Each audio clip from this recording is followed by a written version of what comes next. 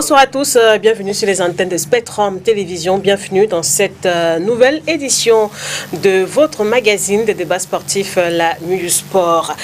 Nous sommes le 12 février, soit 24 heures seulement après la célébration de la fête de la jeunesse. Célébration marquée comme chaque année non seulement par le traditionnel défilé des jeunes dans les 10 régions du Cameroun, mais aussi par le traditionnel discours du chef de l'État aux jeunes. Et cette année, le président de la République a tenu à féliciter ses chers jeunes compatriotes du domaine sportif, notamment du football masculin et du volleyball. Du volleyball féminin et du volleyball féminin. Voilà, ce qui nous amène ce soir à nous interroger sur la place accordée réellement à la jeunesse sportive au Cameroun. Nous allons longuement débattre de cela avec nos différents invités ce soir. Je vais commencer par Mathieu Nathanaël Ndjok. Bonsoir Mathieu, bonne année. Je veux les meilleurs d'abord à tous les téléspectateurs et à vous. Donc, c'est un plaisir renouvelé de retrouver ce plateau parce que mon calendrier ne me le permet plus très facilement. Donc je crois que ce jour, on va essayer d'enrichir le débat. Là, c'est le secrétaire général de la Ligue de football pour le littoral qui a parlé. Juste à côté, Yves Désiré Ekwala, qui est également secrétaire général, mais cette fois de la Ligue régionale de l'athlétisme pour le littoral. Et j'ai bonsoir aussi. Hein. Pourquoi aussi? Bonsoir Lydie, bonsoir Nathalie. Bonsoir à tous les téléspectateurs qu'on retrouve avec tout le plaisir. Parce que c'est vrai que pour moi, c'est une rentrée aujourd'hui sur les antennes de Spectrum Télévision. J'espère qu'on va passer d'agréables moments ensemble. On espère aussi également en plateau ce soir quelqu'un qu'on n'a pas vu depuis un bon bout de temps, c'est Jacques Gonsu. Jacques, bonsoir. Bonsoir Lydie et bonsoir à tous les téléspectateurs. Nous espérons contribuer ce soir à décortiquer ou apporter des solutions par rapport au respect à la jeunesse sportive du Cameroun. Alors pourquoi le silence, Jacques? Pourquoi ces derniers temps? Disons que nous sommes pris, on est toujours dans le sport, mais nous sommes pris par d'autres activités qui vont notamment permettre à ces sportifs, parce que les sportifs, on ne pense qu'à ceux qui réussissent et ceux qui font du sport toute une vie et après n'ont pas d'insertion. Nous travaillons donc dessus pour permettre à ces hommes d'être demain des entrepreneurs dans un monde qui est celui de l'agro-silvo-pastoral. Nous y travaillons et on essaiera de voir comment mettre ça de manière pratique et que ça profite à toute cette jeunesse. On a peut-être un mot sur l'actualité du rugby. Impossible de ne pas vous poser la question, Jacques. Disons que le rugby traîne les pieds, mais il y a une reconstruction qui se fait et c'est un travail qui se fait en douce parce que c'est pas évident. Sans partenaire réel, sans financement réel, on ne peut pas se permettre de bomber le torse. Mais petit à petit, les petits plats se mettent dans les grands pour que le rugby puisse donner au Cameroun ce que nous avons donné hier. Nous y travaillons notamment avec ceux qui sont là pour que ça avance. Pour que ça avance. On espère qu'on aura l'occasion de rebondir là-dessus tout à l'heure. Et Martin Mapark, qui est membre de la Fédération camerounaise de volleyball, est tout heureux, j'imagine, d'être ici ce soir. Bonsoir Martin. Oui, c'est toujours un plaisir de retrouver le plateau de la Nuit des Sports et puis retrouver Makeda. C'est toujours un très grand plaisir. Donc, je ne boude pas mon plaisir d'être sur le plateau ce soir. En tout cas, merci d'avoir effectué le déplacement de Yaoundé pour être avec nous ce soir. Sans transition, on va passer au tout premier sujet de ce magazine. Et c'est évidemment dans le cadre de la pause actu. On parle de foot, on parle des hommes en noir. Le fait a failli passer inaperçu. Le 3 février dernier, la commission centrale des arbitres de la Fédération camerounaise de football a décidé de suspendre 4 arbitres officiants au sein du championnat national de football d'élite One. Il s'agit du central Souleymane Ba qui écope de suspension de 2 matchs, tandis que son assistant Michel Ngoué 2 écope de 8 8 matchs de suspension. Ce sont eux qui avaient dirigé le match Colombo du Dja contre Avion du Nkam, comptant pour la 18e journée de l'Elite One. 8 matchs de suspension également pour l'arbitre Jean Tangan qui avait officié lors du match Panthère Dundee contre PWD de Bamenda, comptant pour la 19e journée. Son assistant Yazé Boubda écope de la même sanction. La commission centrale des arbitres de l'Africa Foot estime que les prestations de ces arbitres n'étaient pas à la hauteur et cela a influencé les résultats des rencontres mentionnées. Alors, Mathieu Nathanaël Njok, c'est vrai, c'est pas tous les jours qu'on voit quand même les arbitres prendre des telles sanctions. Quel est le regard aujourd'hui que vous jetez sur ces décisions de la commission centrale? Mais je dis que il faut dire que à la vérité, il faut saluer ce genre de décisions, surtout lorsque ces décisions sont prises sur la base des faits et des preuves qui sont établies. Maintenant, il faut éviter des décisions à tête chercheuse et des décisions à double vitesse. Ce que je voulais dire quand même, c'est que ces sanctions-là arrivent tardivement, parce que je ne crois pas que ce sont les premiers arbitres qui aient brillé par cette performance-là. Et les dirigeants de la fédération ne sont pas très souvent aidés par les commissions des arbitres qui devraient le faire. Imaginez-vous qu'à ces 2 matchs-là, la FIFA a instruit aujourd'hui qu'il y ait en plus des commissaires de match des inspecteurs. Ce qu'on ne voyait qu'aux matchs internationaux, on a introduit ça dans le championnat, et que les inspecteurs sont véritablement la vraie police sur les officiels, mais que si les présidents de club ne s'étaient pas plaints avec des vidéos qui démontraient leur récrimination, on n'aurait pas pris en compte leurs revendications. Donc, je crois simplement que à quoi donc servent ces inspecteurs qui vont dans les stades, qui pointent des perdièmes, soit-ils minables, mais qui ont accepté cette tâche-là et qui se font complices, parce que ce sont les anciens arbitres qui souvent font preuve de la pitié, disent-ils, pour ne pas crucifier un cadet, laisser la chance. Mais on ne peut pas laisser chaque jour le sport pourri. Quand on est gendarme, on a accepté de jouer le rôle de gendarme, il faut bien qu'à un moment qu'on sévisse. Donc je crois que c'est un message pour les commissions des arbitres de redoubler d'efforts, parce que le football camerounais a commencé à être sérieusement infecté par la tricherie, et les arbitres très souvent seront de plus en plus sollicités, mais je ne crois pas que ce sont les seuls acteurs de la tricherie. La tricherie est arrivée à un autre niveau, que je crois que d'autres gendarmes du football camerounais doivent s'impliquer, notamment les paris sportifs sont entrés dans le football. C'est vrai que le débat, ça revient de temps en temps, justement. Est en train d'infecter sérieusement le football camerounais. C'est l'occasion de le dénoncer, et donc tous les acteurs du football camerounais aujourd'hui sont pris dans la nasse, et les présidents de clubs, et les arbitres, et les entraîneurs, et les joueurs seront sérieusement influencés par ce phénomène-là.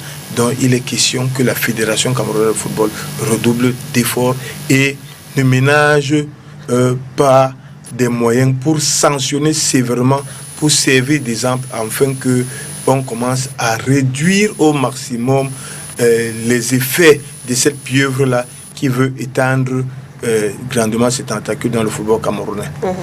Alors, Yves Désiré Kola, forcément, vous avez suivi cette actualité. Et Mathieu qui estime que ce sont des sanctions qui arrivent tardivement, et qu'il a fallu quand même que les plaignants viennent avec des vidéos pour pouvoir amener cette commission à rendre de telles décisions. Et évidemment, lui, il indexait aussi le travail des inspecteurs. Pour vous, on est quand même en train de parler du championnat d'élite. C'est-à-dire, c'est pas le foot amateur, on est dans le championnat d'élite de foot. C'est ce qui est un peu le summum, quoi. Et que des arbitres soient reconnu coupable de faiblesses techniques, manifeste de mauvaises prestations ayant influencé les résultats tels que c'est contenu dans la décision de la commission. Est-ce que ça ne remet pas un peu peut-être la sélection même de ces arbitres pour un tel niveau de compétition? Vous savez, c'est vrai que c'est parfois du mal à parler du football dans notre pays parce que je ne sais pas si c'est les ligues qui sont professionnelles ou alors c'est le football qui est professionnel. Donc, pour dire que quand on est professionnel, il faut aller, c'est-à-dire que c'est de la base jusqu'au sommet. Donc, vous ne pouvez pas avoir des arbitres qui ont des problèmes, des insuffisances techniques. Dans d'autres disciplines, ça veut dire complètement autre chose. Ça veut dire que les arbitres sont complètement à côté de la plaque, ce qui est un véritable problème pour nous, en ce sens que c'est eux qui sont, en guillemets, c'est eux qui sont garants. Enfin, ils arbitrent la rencontre. Il y a une certaine impartialité, il y a une certaine lucidité, il y a des choses. Il y a des tests pour qu'on monte en niveau. Donc on ne peut pas arbitrer, on peut pas être arbitre officiel technique de la première division, ce que vous appelez élite, et avoir ce type de problème. Moi je suis inquiet. Maintenant, vivant que ces décisions fassent tache d'huile et que les sanctions suivent. Aujourd'hui, c'est les arbitres. Alors qu'est-ce qu'on fera des présidents de clubs ou alors c'est des gens qui viennent corrompre? Il faudrait que les décisions suivent au fur et à mesure. L'Internet trouve peut-être que c'est tardif, mais moi je dis il faut toujours un début à quelque chose. Et j'espère tout simplement que ce ne sera pas juste un signal comme ça là pour faire peur aux autres ou pour ramener les gens, mais que chacun fasse son travail parce qu'aujourd'hui on prépare 2 compétitions internationales, le CHAN et la CAN. Honnêtement, j'ai l'impression que le monde, pour ne pas dire l'Afrique, on est regardé à travers le monde. Donc on devrait faire vraiment attention à ce qu'on fait. Il est inadmissible qu'au niveau des réseaux sociaux, vous regardez une image. On vous envoie une image d'une faute, excusez-moi, moi je ne suis pas du football, mais une faute criarde, et que l'arbitre ait fait l'exploit de n'avoir pas vu la faute. Je dis, il y a un problème sérieux. Alors c'est quoi? C'est une volonté manifeste d'influencer les résultats. Nathalie parlait des paris sportifs. Alors c'est quoi? Il a parié derrière que l'équipe A gagnera ou ainsi de suite. Donc ça rend un peu le... Donc il faudrait que chacun fasse son travail et que la FECAFOOT essaie un peu de monter pour au moins à ce niveau. Moi je pense que ça peut les aider un peu à blanchir leur image parce que faut dire que la FECAFOOT c'est pas ce qu'il y a de plus réluisant au Cameroun. Même lecture, Jacques, peut-être? Je dirais, je partage pleinement les deux analyses qui sont passées. Mais ce que je voudrais dire, en fait, c'est que la qualité du jeu, qu'importe le sport, que ce soit le football ou autre, l'arbitre joue un rôle déterminant. Parce que s'il n'y a pas équité, les autres vont se sentir frustrés et après ça va ternir la qualité du jeu qui va être développé. Parce que si nous marquons et il y a 2-3 buts, l'arbitre dit qu'il n'y a pas but, attention, on ne va plus jouer. Le football ne va plus se dérouler de la même manière avec tout l'engouement de départ. Et c'est normal pour une commission qui travaille qu'on ait des personnes qui passent sous le coup des sanctions. Elles peuvent être graduées, mais les sanctions les plus lourdes sont celles qui touchent à l'intégrité. Parce que si c'est un handicap physique, l'arbitre peut tomber, il n'est pas infaillible à ce niveau-là. C'est-à-dire qu'il peut arriver qu'il ne voie pas une faute pour une mauvaise position qu'il a prise au départ de l'action. Mais il est assisté. Mais il y a quand même des fautes lourdes qui touchent à l'intégrité où tout le monde est OK que c'est un répétitage de cet arbitre-là. Et là, il faut sanctionner. On ne peut pas avancer au haut niveau sans sanction. Il faut sanctionner et sanctionner sans... Quand on demande, par exemple, aux joueurs le respect total de l'arbitre, c'est-à-dire qu'on demande aux joueurs, il est le maître du jeu. C'est sacré. Oui, c'est sacré. L'arbitre est le maître du jeu. Quand il siffle, on s'arrête. Quand il relance le jeu, on relance.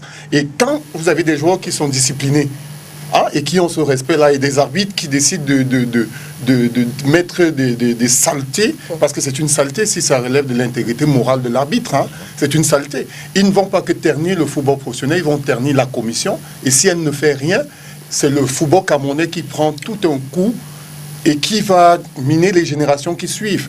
Parce que si le jeune là qui voit l'élite, l'arbitre n'est pas sanctionné, c'est pas le jeune arbitre qui est formé en bas qui va se dire que non, attention, si je ne m'arrange pas à être intègre maintenant, pour que demain dans des compétitions de haut niveau, que si je vois même de l'argent, je puisse réagir négativement et rester professionnel, ça va pas marcher.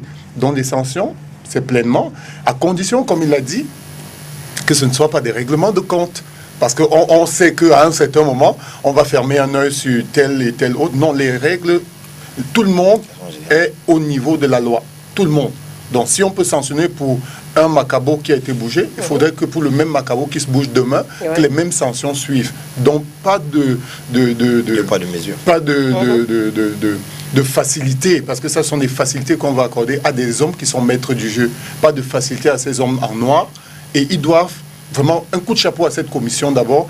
Nathaniel ne l'a pas assez dit, mais un coup de chapeau quand cette commission commence à frapper. On a longtemps demandé à ces commissions de sanctionner. Il a fallu que ça aille au TAS parce que c'était à la CCA, parce que la fédération elle-même n'arrivait pas à trancher et que deux entités se mettaient à porte-à-faux sur des décisions. Donc ça, si la commission commence à son niveau à prendre des décisions aussi importantes, moi, c'est un coup de chapeau qu'il faut leur tirer. Martin? Oui, je pense que c'est une très bonne chose parce que ne faudrait pas oublier que l'arbitre en sport est un élément central. Quand ces décisions sont biaisées, quand ces décisions sont fausses, ça entraîne la violence, ça diminue la qualité du jeu et puis ça peut déboucher sur des actes qui sont regrettés, que le joueur peut poser et qui pourront peser plus tard sur sa propre carrière. Jacques a évoqué quelque chose d'assez important, d'assez pertinent tout à l'heure, c'est le caractère sacré que tous les sports, toutes les disciplines donnent à l'arbitre. Donc, ce caractère sacré-là, cette sacralité-là, elle a aussi une contrepartie. Elle a une contrepartie, ça doit être une tenue exemplaire du dit arbitre. Donc, je pense que la commission qui a pris cette décision, elle a bien fait parce que elle doit bien justifier son existence. Elle n'est pas là que pour inaugurer des chrysanthèmes. Donc, c'est une très bonne chose et je pense qu'on ne peut que souhaiter que ça fasse tache d'huile et que ça reste ancré dans la tête de tous ceux qui pourront être tentés de poser de tels actes à l'avenir. Alors, Mathieu, ces suspensions quand même interviennent dans un contexte marqué sur le plan international par le souci des réorganisations de l'arbitrage sur le plan africain, au vu par exemple des dernières décisions de la Confédération africaine de football à ce sujet, et aussi au vu de la dernière sortie du président de la FIFA. On se souvient qu'au Maroc récemment, Gianni Infantino avait parlé de la professionnalisation des arbitres. Il avait dit, je cite, « Nous avons eu des preuves qu'il y a des situations qui affectent l'arbitrage en Afrique, qui mènent à la corruption. Nous allons simplement prendre les 20 meilleurs arbitres d'Afrique et les professionnaliser en leur donnant un contrat pro. Ce sont des arbitres FIFA, totalement employés de la FIFA. Les arbitres doivent être au-dessus de tout soupçon et pour cela, nous devons les protéger. C'est notre devoir. » Fin de citation. Au vu de cette projection-là, comment est-ce que, par exemple, le Cameroun pourrait faire partie du top 20 des meilleurs arbitres d'Afrique le moment venu? Moi, je crois que c'est une décision du président de la FIFA pour stimuler les arbitres africains. Que dans chaque pays, on cherche à faire partir de ce quota de vins. Parce que ce sont les vins qui seront salariés. Et ces salaires-là ne sont pas les salaires minables. Ces salaires qui vont aller dans les 3 à 5 millions de francs le mois. Quand vous passez à ce stade de professionnel, ça ne sera pas des salaires de 500 000 francs le mois. Donc, un arbitre qui a de l'ambition, qui est dit international, doit éviter de tomber. C'est pour que ces arbitres qui cherchent, qui aspirent à faire partie de ces vins-là, essayent de s'améliorer et on va relever les arbitres qui vont refuser, qui vont dire non à la corruption et ils seront notés. Donc, quand la FIFA le dit, c'est qu'il y a aussi des indices d'appréciation.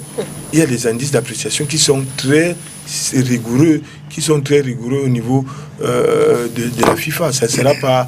Maintenant, la FIFA sait aussi que si on laisse à la Confédération africaine de choisir, ça sera aussi un peu du copinage.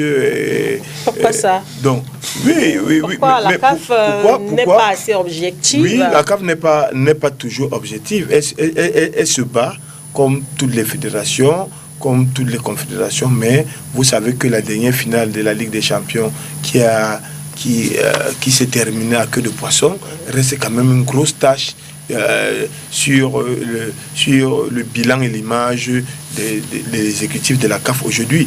Et que vous savez qu'un arbitre camerounais était au centre de ce scandale-là et qui a été sévèrement sanctionné. Donc c'est pour dire que je crois que s'il y avait cette projection-là, je suis sûr que cet arbitre-là n'aurait pas succombé à quelques millions qu'on lui a proposé. Est-ce que ça a été prouvé? Non, je dis que on a parlé de corruption. Maintenant, la corruption, sauf si vous me dites qu'elle est morale. Sauf si vous me dites qu'elle est morale. Les fédérations concernées ont accusé de part et d'autre l'arbitre de corruption. De quelle corruption donc? Vous voulez me dire que la corruption morale, bon d'accord, si vous évitez les chiffres, je n'ai pas donné, mais je dis qu'à ce stade-là, c'est une finale de la Champions League, on met de ce que des arbitres que je côtoie, on met beaucoup d'argent et à l'arbitre de faire preuve de grandeur, de savoir refuser cet argent pour rester neutre. Maintenant, quand tu succombes à cette tentation-là, tu es embarrassé. Parce que c'est de part et d'autre que tu reçois de l'argent. Et si on a vu ce niveau de réaction-là, des dirigeants des deux équipes, ces accusations-là, c'est que soit les deux équipes même étaient dans l'action de la corruption. Et ils savent de quoi ils parlaient. Et donc, à ce niveau-là, donc, je dis qu'il y a un challenge pour les pays, pour les arbitres africains. Je crois simplement que si la FIFA se projette à professionnaliser 20 arbitres, il faudrait que la CAF suive le pas en promettant aussi qu'elle va professionnaliser 50 autres arbitres à leur niveau. C'est-à-dire que si la FIFA, c'est un exemple, si la FIFA donne 5 millions de salaires le mois à un arbitre ou 2 millions de mois, si la CAF lui en donne 500 000 pour le niveau de vie en Afrique, je crois que ce ne serait pas... Et tous les arbitres vont aspirer à cet argent-là parce qu'on sait que dans nos fédérations, ces arbitres-là, par match, leur per diem est très minable. Ça ne représente rien, véritablement rien. Ces per diem-là, justement, peut justifier et peut leur pousser à tomber dans la tentation de la corruption très facile. Et nous pensons tous les jours, nous qui sommes là-dedans dans l'administration aujourd'hui, qu'il faut relever ces indemnités, ces émoluments des arbitres par match. Quand vous regardez à la Ligue régionale, on donne aux arbitres 10 000, c'est pour un match et des matchs des enjeux pour des clubs qui veulent être champions, pour aller aux Interpol, pour accéder. Vous comprenez que si un président se met et dit j'ai 14 matchs, il met 50 000 francs par match, je ne suis pas sûr que les arbitres vont résister. Et nous y employons pour essayer de limiter ça, pour jongler, pour que les gens ne sachent pas qui est désigné et tout ça. Mais je dis que ces présidents de club réussissent toujours à passer par les mailles du filet pour essayer de nicher qui est désigné, qui ne l'est pas. Donc c'est pour dire que, et quand vous regardez ce que ceux de la ligue professionnelle gagnent, ce n'est pas très reluisant. C'est pas très reluisant. Et il y a des arbitres qui, de ce que j'écoute, dans d'autres ligues régionales, qui arbitrent des matchs et qui finissent une saison avec des aérés énormes. Imaginez-vous donc, et la fédération, pour lutter contre ça, a demandé aux exécutifs des ligues amateurs de ne plus préfinancer les championnats, de ne plus faire jouer les matchs à crédit. C'est-à-dire que si la subvention que la FECAFOOT vous donne n'est pas arrivée, arrêtez les matchs. Mais on trouve des exécutifs qui, parce qu'ils sont emportés, parce qu'ils veulent respecter leur calendrier, qui se mettent à organiser des matchs à crédit. Quand un arbitre va jouer à crédit, c'est-à-dire qu'il paye son transport de lui-même et qu'il n'a même pas ce transport, il n'a même pas les pauvres 10 000 francs. Imaginez-vous, il va tomber dans la corruption. Or, la FECAFOOT fait des efforts depuis quelques années pour qu'aujourd'hui, les arbitres ne marchent plus dans les stades comme on faisait avant. Et quand il n'y avait pas la recette, ils étaient perdants. Maintenant, ce que la fédération fait, c'est que jusqu'aux ligues même départementales, on envoie l'argent la veille par SMS, par Orange ou MTN, par les transferts d'argent aux arbitres pour essayer de limiter cette corruption. Il y a des efforts que la fédération fait, il faut saluer, mais je crois qu'il faut faire encore un peu plus.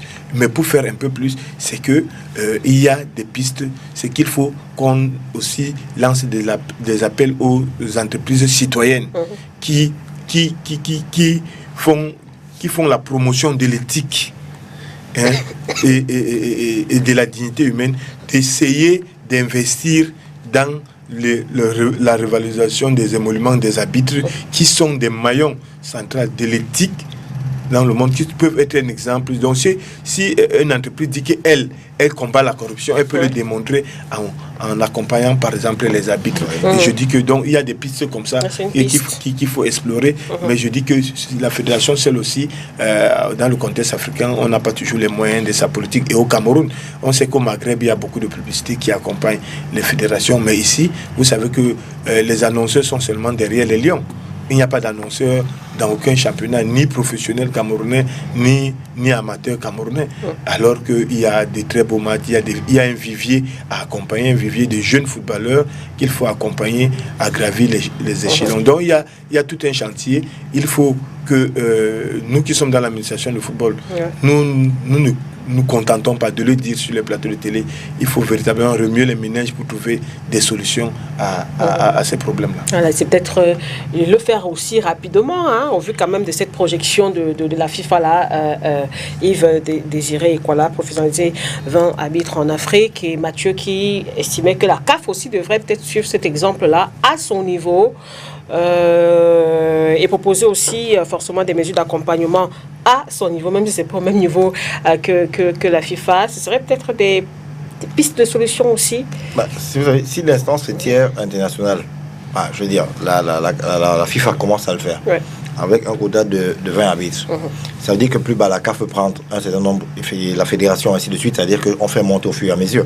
Si la CAF, les fédérations aussi. Les fédérations également. La fédération peut professionnaliser 10 arbitres au Cameroun. Le principe et les assurer un salaire minimal. Et ça va donner... Parce que si on dit par exemple qu'on regarde les meilleurs de cette saison, et que les 5 meilleurs de cette saison, les 10 meilleurs de cette saison, on prend par exemple 3 trios. Ça fait 3, ça fait 9. On dit 9 les meilleurs arbitres de cette saison deviennent des professionnels, des salariés à la Fédération camerounaise de football. Je crois que ça va stimuler beaucoup d'arbitres à s'améliorer. C'est pour ça que je voulais dire, c'est-à-dire que je disais donc, la FIFA peut faire à son niveau, la CAF fait, les fédérations également le font. Si vous regardez au niveau des footballeurs, enfin des acteurs, je dirais que les joueurs, vous allez vous rendre compte que lorsqu'on va dire qu'on veut faire une sélection, tout le monde se bat pour être le meilleur. Ça veut donc dire qu'aujourd'hui, on peut décider qu'on prend effectivement, la télé a pris les 3 meilleurs trios, c'est-à-dire les 3, c'est-à-dire le central et 2 assistants. Bon, maintenant, pour un peu gonfler, on peut me rajouter même les commissaires, pourquoi pas. Ça va stimuler et puis ça va éviter, honnêtement, on aura de moins en moins le type de problème qu'on a aujourd'hui lié à... Parce que quand Nathalie parle, mais moi, j'ai mal, ça me fait mal de savoir que un arbitre va gagner 10 000. Par contre, je suis certain qu'un président de club est capable de donner 20 000. C'est-à-dire que je te prends en charge, tu payes ton transport, tu as tes 20 000, je te paye l'hôtel, la restauration, toute une pension complète. Excusez-moi, qui dira non à cela? Donc, au niveau même des fédérations, on peut le faire. C'est pareil que quand vous avez des joueurs à qui vous allez dire, écoutez, en fin de saison, les 5 meilleurs, sur un certain nombre de critères, je vous fais partir, j'ai une formation, un stage, ainsi de suite. Non, mais ça va amener les gens à s'améliorer. Trouver des mesures. Donc, je crois qu'il y a de quoi faire. On peut suivre tous, que ce soit en Afrique, que ce soit au Cameroun ou dans nos pays, on peut suivre l'exemple de la FIFA. Moi, je dis c'est salutaire. Ce sera salutaire aussi. Si on s'y met tout de suite. Si on s'y met tout de suite, mais il ne faut pas attendre les résultats tout de suite non plus, parce que avant tout, il y a toujours une jeunesse. On est dans la semaine de la jeunesse. Il faut dire que c'est un stimulant, comme Nathaniel l'a dit, c'est un stimulant, c'est pour apporter les uns et les autres à revenir à l'orthodoxie de cette profession d'arbitre. À la méritocratie. À la méritocratie et toutes les valeurs qui entourent ça. Je vais revenir à l'intégrité, parce que quand on est arbitre, ça fait d'abord appel à l'intégrité. Un arbitre doit être intègre, il doit être respectueux, il doit avoir une belle connaissance du jeu et des règles qui régissent l'activité qu'il va coordonner. Donc, à partir de ce moment, il y a des jeunes en bas.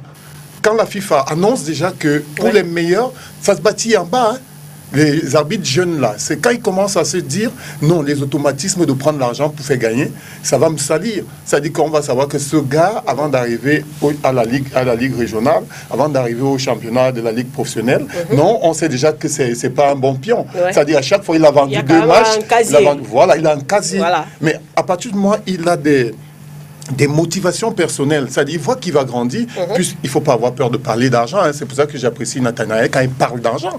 Quand on parle de profession, il faut bien que l'ouvrier vive de sa profession. Tout à fait. Donc que ce travailleur-là, un travailleur du sport, vive de son travail. Donc à partir de ce moment, il faut mettre un grand accent sur ces différentes cases qu'ils ont situées, mais beaucoup plus sur la formation des jeunes, en leur rappelant que la FIFA, quand vous serez intègre, quand vous allez réussir à arbitrer des matchs avec impartialité, avec équité, vous allez voir que vous entreriez dans ce top. Là, les enfants se fixent des objectifs, et pendant qu'ils se fixent ces objectifs-là, ils vont arbitrer jusqu'à ce niveau professionnel, sans que vous ne sortiez leur casier noir pour leur taper dessus. Donc, la jeunesse est encore au centre, et il faut faire attention. Mettre l'accent sur les jeunes arbitres, Martin. Oui, il faut mettre l'accent sur les jeunes arbitres. Et je pense que le président de la FIFA, il a pointé, il a touché là où il a touché l'abcès, le vrai abcès, c'est-à-dire l'indigence de ces personnes-là en Afrique. Ouais. Et je pense que c'est là le nœud, c'est un des nœuds du problème. Il faudrait quand même que pour un championnat qui se veut sérieux, que tous les acteurs qui concourent à l'activité, qu'ils soient quand même à l'abri d'un certain besoin. Et ça, il appartient à l'instance fêtière nationale de s'en assurer. Alors, quand les arbitres doivent être au-dessus de tout soupçon, comme le dit Gianni Infantino, c'est facile, ça? C'est possible. C'est possible. C'est possible. Comment? Parce que par la formation à la base, je reviens sur la base. Parce que là, Mathieu a quand même dressé un contexte qui est clair. Hein. Il y a l'idéal et il y a aussi les faits. Tout est fait. Mais il y a les stimulants. C'est-à-dire qu'il y a l'argent, il a représenté, tout le monde l'a dit sur ce panel, il y a l'argent qui est important. Quand on parle de professionnalisation d'une discipline, il faut répondre à toutes les exigences qui vont avec cette professionnalisation-là. Vous ne pouvez pas dire que vous êtes professionnel, et surtout que le football, il faut le dire, gagne beaucoup d'argent. Il faudrait que cet argent soit redistribué à ces acteurs qui participent à ce beau spectacle-là. Que même celui-là, qui va être ramasseur de balles, ne prenne pas le ballon et qu'il le bloque parce qu'il sait qu'il a été mal payé, il perd du temps, ça sort plutôt de l'autre côté. Que tout le monde entre dans l'engouement de produire ce beau spectacle-là et que chacun y gagne quelque chose et de manière décente. Et c'est pour ça que moi, finalement, je vais rejoindre Jacques qui disait que ok, la décision est bien, elle est bonne, celle du président de la FIFA. Le problème, c'est qu'il faudrait qu'on commence par les jeunes. Pourquoi les jeunes aujourd'hui? Parce que dites-vous bien que si moi, il me reste 3 ans de carrière d'arbitre et que je vois un président de club qui vient me proposer quelque chose qui peut me permettre de vivre sur 6 années, volontiers je prendrai cela. Par contre, quand vous êtes un jeune arbitre, c'est-à-dire que je dis minimum 18 ans, 19 ans, qui a, c'est-à-dire qu'il a une espérance, il se dit, plus je reste professionnel, je grimpe en échelon, j'ai des fortes chances d'être retenu au Cameroun, en Afrique, et après de par le monde, il y a de quoi être plus motivé que celui qui est en fin de carrière. Donc, à mon avis, honnêtement, c'est une question d'éducation, de culture, de leur apprendre ça dès le bas âge, c'est-à-dire que leur inculquer les valeurs telles que on appelle l'impartialité, l'équité, l'intégrité, c'est-à-dire que tous ces éléments qui feraient de bons officiels. Donc moi je crois que si on commence effectivement par la base, à les rassurer, parce que quand Nathalie vous dresse le portrait, c'est-à-dire dire quoi, il nous dit, il donne les faits, le contexte, où vous avez des arbitres qui ont fait 5 matchs. C'est-à-dire qu'il fait Douala aider en Kosamba et Kosamba Melon. C'est-à-dire qu'il fait 5 à crédit. Mais excusez-moi, mais c'est tout. C'est un problème. Moi, je suis président du club, je donne ma voiture avec le chauffeur. On le dépose à un match. Il va à l'hôtel, il mange normalement, il revient. C'est facilement. Il est beaucoup plus.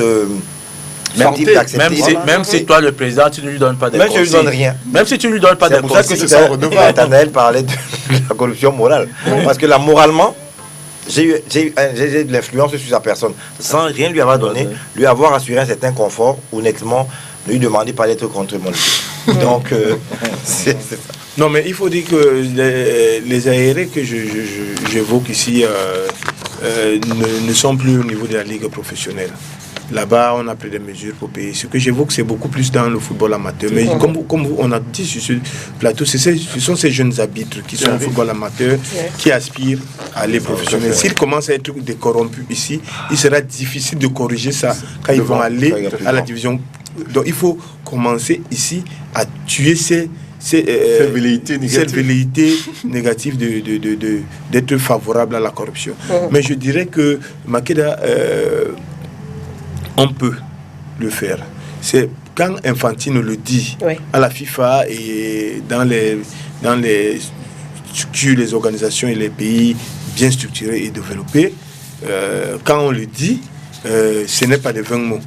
Parce qu'en Europe, beaucoup d'arbitres sont professionnels. Ils ne font que de l'arbitrage. Notamment, aujourd'hui, les arbitres qui sont professionnels ont arrêté ce qu'ils faisaient comme métier pour se concentrer à l'arbitrage parce que ça nourrit son nom. Au Cameroun, beaucoup d'arbitres ne vivent pas de l'arbitrage et ne peuvent pas vivre de l'arbitrage. Et souvent, certains ne font que l'arbitrage toute leur vie, mais ils n'arrivent pas à joindre les deux bouts. Ils sont donc obligés de se laisser tenter et aller souvent dans la corruption. Vous savez, on est tous... Dans ma vie de journaliste, on a écouté des présidents qu'on a accusés, qui ont même réclamé de l'argent au stade à des arbitres. Quand c'est pas aux joueurs. Quand c'est pas aux joueurs. Donc, ce genre de corruption est rampant. Mais je dis que la fédération prend des mesures, mais elle doit faire encore énormément, comme on doit faire énormément en Afrique. C'est-à-dire que, je disais, quand on le dit comme ça, on commence à réfléchir, on met des mécanismes, on met des critères. La première chose, c'est des critères d'évaluation qui sont transparents. Qui sont transparents. Il faut que ce soit transparent. On dit pour être parmi les 20, voici. Comme vous avez évoqué tout à l'heure, le casier judiciaire de l'arbitre, il faut aujourd'hui qu'on établisse un casier judiciaire de l'arbitre à qui on veut faire aspirer au niveau, à qui on veut professionnaliser. Au Cameroun, il faut ce casier. Il faudrait que si un arbitre sache que s'il est corrompu ici, si on le note ici, ça va le rattraper un jour, même s'il arrive. Ça va le rattraper. Si ça le rattrape quand il est en ligue professionnelle et qu'il veut déjà aspirer à entrer dans le quota de la CAF, du Cameroun, et on va lui sortir son casier judiciaire pour dire que voilà, quand tu étais en ligue départementale, tu as fait telle chose, quand tu étais en ligue régionale, tu as faussé tel match, voilà les faits, et on t'a encore observé. Donc, c'est que si on met des critères, ailleurs on met des critères, le problème ici chez nous, c'est que c'est souvent très subjectif. C'est très subjectif. Même, excusez-nous du peu, même les promotions au grade supérieur ne sont pas toujours très transparents. Et il y a des grincements dedans. Et moi, je vois le département du développement de l'arbitrage au Cameroun, que j'ai rêvé d'Ivan, fait des efforts, essaie d'accompagner. Mais j'ai l'impression qu'ils n'ont pas suffisamment de moyens pour implémenter leur politique sur le terrain. Parce qu'aujourd'hui, la FIFA demande de promouvoir les jeunes arbitres de moins de 24 ans. Je vois, on nous demande de les envoyer au test. On les envoie au test. Je crois qu'ils font même de bonnes performances là. On laisse les enfants de 24 ans pour prendre les enfants de 35 ans qui auront 5 ans d'arbitrage, à qui reste 5 ans d'arbitrage, pour laisser les enfants de 24 ans. Et comme vous avez dit, quelqu'un qui a 34 ans, qui a 5 ans d'arbitrage, qui a même 32 ans, il a 8 ans d'arbitrage, il n'est pas sûr qu'en 8 ans, il va arriver au niveau international. Alors qu'un enfant de 24 ans, il sait qu'il a toute sa carrière devant lui, il rêve, et celui-là, si on commence à lui mettre un casier judiciaire judiciaire de l'arbitrage devant lui, qui va l'accompagner toute sa carrière, à qui il a 16 ans de l'arbitrage devant lui, donc toute une vie dans l'arbitrage, je suis sûr que celui-là, quand même, va prendre soin de sauver son image et sa carrière. Donc il y a des pistes de réflexion qu'il faut mener. Donc il faut que on essaie de stimuler les écoles de l'arbitrage. J'ai vu qu'à un moment, il y avait beaucoup d'écoles d'arbitrage, mais depuis 2 ans, depuis qu'il y a les crises à la fédération, ça bat de l'aile. Or, il y a une jeunesse qui est épris de l'arbitrage, qui veut faire dans l'arbitrage, mais ne savent pas à qui s'adresser. Donc ces écoles-là commencent à se faire rares. Il y a souvent une par ligue départementale alors qu'on pouvait en avoir.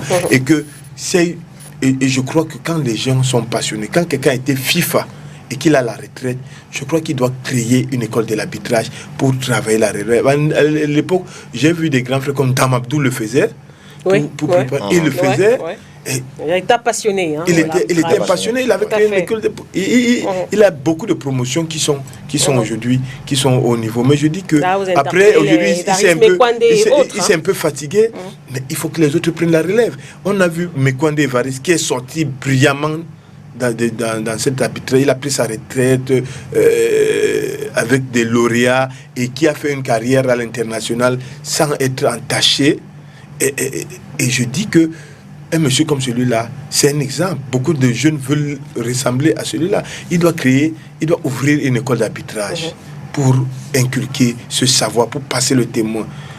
Il faudrait que la fédération accompagne. Il faudrait que les mécènes, les sociétés citoyennes accompagnent ces genres, essayent d'interpeller ces genres de personnes et susciter cette vocation en eux pour former les gens. Mais il y a beaucoup de pistes à explorer. Donc, on peut y arriver. Il faut la volonté. Et la volonté doit être impulsée par ceux qui ont la charge de gérer le football camerounais aujourd'hui.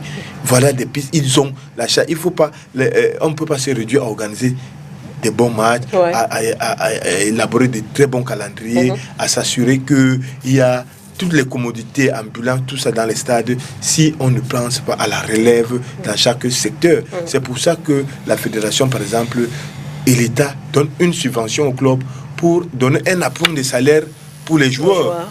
Mais ces joueurs-là, il faut dire qu'ils ont la prime de match en dehors de ces salaires.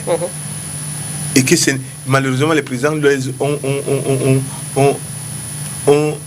comment dire, ils ont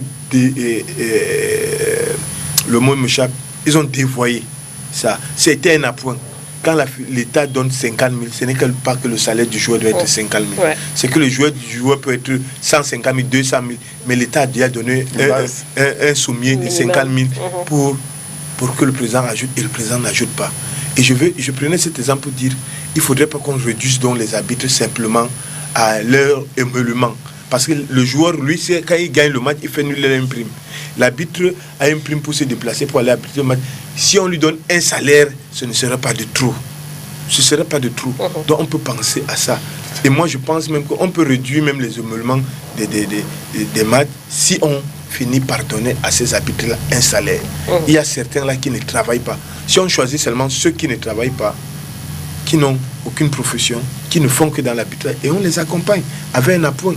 Les autres qui sont militaires, fonctionnaires, bon, on peut dire que pour éviter le double salaire, on peut maintenir leur émolument un peu plus, de manière plus consistante. Donc, il y a beaucoup de pistes. Il faudrait simplement que ceux qui dirigent, qui ont la charge d'impulser une vision, une politique dans le football camerounais, invitent les spécialistes à s'asseoir et apporter des idées et à leur faire des propositions concrètes et réalistes en fonction des moyens aussi que la fédération a, parce que ne disons pas des choses, la fédération, est-ce qu'elle a les moyens de payer les salaires? C'est là le problème. Vous savez qu'on a quand même la FIFA a ordonné avec la normalisation de réduire l'effectif de la fédération qui est passé de près de 300 employés à moins de 100 employés aujourd'hui. Donc est-ce que mettre les arbitres sous salaire, est-ce que ça ne serait pas augmenter les arbitres? Mais je pense que ce serait judicieux parce que ceux-là sont des vrais acteurs de football, contrairement à peut-être des employés qu'on remplit, qu'on recrute là sur la base un peu plus subjective. Merci Mathieu. Donc, je voudrais dire qu'il y a des pistes à explorer. Il y a des pistes à explorer et donc il faut simplement que quand Infantino le dit, que les gens ne croisent pas les bras en disant c'est une affaire de la FIFA, la FIFA a l'argent, chacun peut à son niveau, chacun a son bagarrer pour être dans ce top 20 là. Pour mettre deux arbitres là-dedans. Qu'est-ce qu'il faut faire pour mettre deux arbitres? C'est la réflexion qu'il faut mener. Comment le Cameroun peut, qu'est-ce que le Cameroun peut faire pour mettre deux arbitres là-dedans? Et il y a un travail à faire, il y a une réflexion à mener. La réflexion est à mener parce que s'il y a 4 arbitres qui sont suspendus parce qu'ils se partent pour médiocrité, ça veut dire qu'il faut en avoir aussi 4 qu'on va propulser parce qu'ils sont meilleurs. Si on frappe ceux qui sont nuls, encourageons ceux qui sont bons. Par exemple. Merci bien. Ce sera tout pour l'essentiel de cette première partie de l'émission. C'était la pause actu et donc tout de suite on entre dans la seconde partie de cette émission consacrée au débat. Alors, je crois que nous pouvons être fiers de notre jeunesse sportive qui fait flotter très haut les couleurs du Cameroun. Ainsi s'exprimait le chef de l'État dans son adresse aux jeunes le 10 février dernier.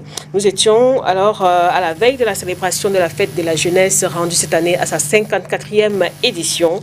Les éloges du président de la République aux jeunes sportifs ne sont pas passés inaperçus, raison pour laquelle on partira de cette sortie du chef de l'État pour interroger la place que le Cameroun accorde de manière globale aux jeunes qui pratiquent le sport. Y a-t-il par exemple sur le plan politique les meilleures dispositions qui favorisent la pratique du sport? Les jeunes sportifs bénéficient-ils toujours d'un meilleur encadrement? Si oui, comment? Sinon, pourquoi? Avant de tenter de répondre à ces questions et à bien d'autres, nous allons proposer de revenir sur cet extrait du discours du chef de l'État qui dressait le bilan 2019 aux jeunes, certes, surtout aux jeunes sportifs. On écoute cet extrait. Vous serez la première jeune génération à bénéficier des opportunités qui vont se présenter à ceux qui voudront s'investir dans la gouvernance locale. Et je vous engage vivement à le faire. Au registre des satisfactions que nous pouvons légitimement éprouver, je mentionnerai les succès remportés par nos jeunes sportifs sur la scène internationale. Qu'il s'agisse du deuxième titre de champion d'Afrique des Nations de notre équipe de football, messieurs, de moins de 17 ans, en avril 2019, du deuxième titre de champion d'Afrique de notre équipe nationale de volleyball dames, en juillet 2019 et de la consécration en janvier 2020 de notre équipe nationale féminine de football comme meilleure équipe du continent. Je crois que nous pouvons être fiers de notre jeunesse sportive qui fait flotter très haut les couleurs du Cameroun. Vous venez donc là de suivre cet extrait du discours du chef de l'État qui s'adressait entre autres aux jeunes sportifs. Peut-être avant d'entrer dans le vif du sujet, Mathieu Nathanaël Ndiok, comment est-ce que vous avez accueilli, vous, par exemple, ce clin d'œil du président de la République aux jeunes sportifs? Il faut dire que j'ai salué le fait que, contrairement au discours passé où il essayait de dire que il y a des opportunités pour les jeunes, que son régime a fait ceci pour la jeunesse, a fait cela. Ici, là, il a véritablement fait un clin d'œil aux jeunes. Un clin d'œil aux jeunes qui ont été beaucoup candidats. Nombreux étaient candidats à cette élection, à ces deux élections qui sont beaucoup plus des élections de proximité. Mais il a aussi, et ça manque souvent pour stimuler, et beaucoup de jeunes se demandent même si souvent leurs victoires sont vues à la présidence de la République.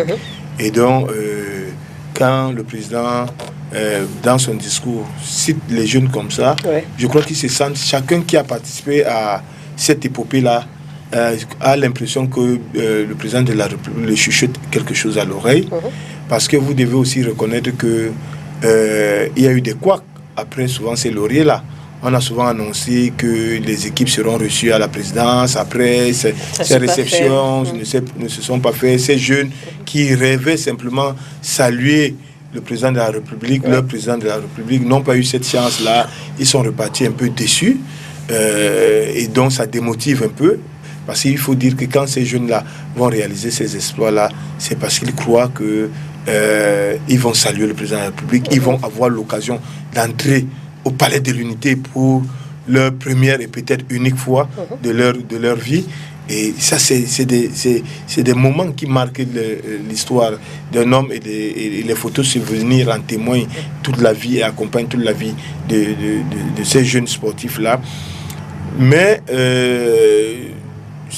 je dis, c'est bien beau. D'accord. C'est bien beau que le président fasse un clin d'œil, mais il faudrait qu'il se pose aussi les vraie question.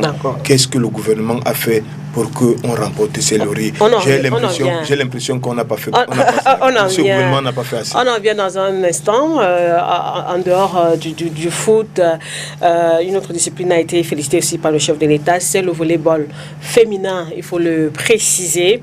Le président de la République qui salue dans le titre des champions d'Afrique remporté par notre équipe nationale de volleyball dames en juillet 2019. On en avait longuement parlé dans cette émission. Question simple, Martin, comment est-ce que ces éloges-là ont été accueillis au niveau de la Fédération camerounaise de volleyball? Venant du chef de l'État, c'est toujours un plus.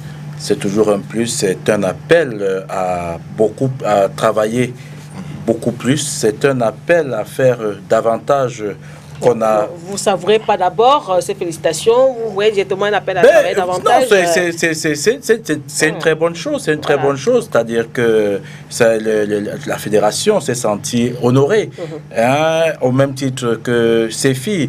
Parce qu'il faudrait quand même relever que, comme Mathieu l'a dit tout à l'heure en filigrane, il faut savoir que quelque part ça avait été un peu un problème pour ces filles de n'avoir pas été reçues au Palais de l'Unité après surtout après leur deuxième sacre. Et je pense que être évoqué dans une adresse à la jeunesse, être prise pour exemple de la jeunesse, ça a dû, pour certaines, leur redonner du baume au cœur. Mais pour ce qui est de la fédération, on s'est senti honoré que le président de la République ait reconnu des prouesses que les jeunes volleyeuses ont accomplies. Alors, seules les disciplines de football et de volley ont été donc saluées dans ce discours du chef de l'État. Nous avons des représentants de l'athlétisme sur ce plateau ce soir, le rugby aussi. Est-ce que vous êtes senti un peu frustré? C'était quand même le silence radio concernant ces disciplines-là et bien d'autres aussi. Non, il ne faut pas dire les choses. Enfin, il ne faut pas non plus... Moi, s'il y avait un dernier qu'on aurait dû encourager, ça aurait été peut-être pas le basketball, mais un basketteur. En l'occurrence... Pascal Siakam. Qui est pour nous aujourd'hui un modèle pour les jeunes. Non, mais je veux dire qu'il y a quelques années, s'il faut dire, comparer, moi je suis content quand même qu'il ait évoqué, qu'il ait fait un clin d'œil. C'est sportif. Quelqu'un d'autre aurait pu faire aussi un petit clin d'œil à des artistes musiciens qui hissent également le drapeau du Cameroun à l'extérieur. Mais bon, on ne va pas lui demander non plus le temps de 15 minutes de dire merci à tout le monde, au jeune taximan qui a évité de faire un accident ou ainsi de suite. Non. Donc voilà, je dis, c'est plutôt, c'est un sentiment de motivation. Tous ceux qui ont été interpellés ont été motivés et Martin le disait, c'est que tout de suite, il faut redoubler d'efforts. Maintenant, ceux qui n'ont pas aidé cette année, c'est se dire, écoute, il y a encore 3-4 ans, le modèle chez nous, c'était Françoise Mango. Aujourd'hui, il est temps que moi, je reprenne, je succède à Françoise.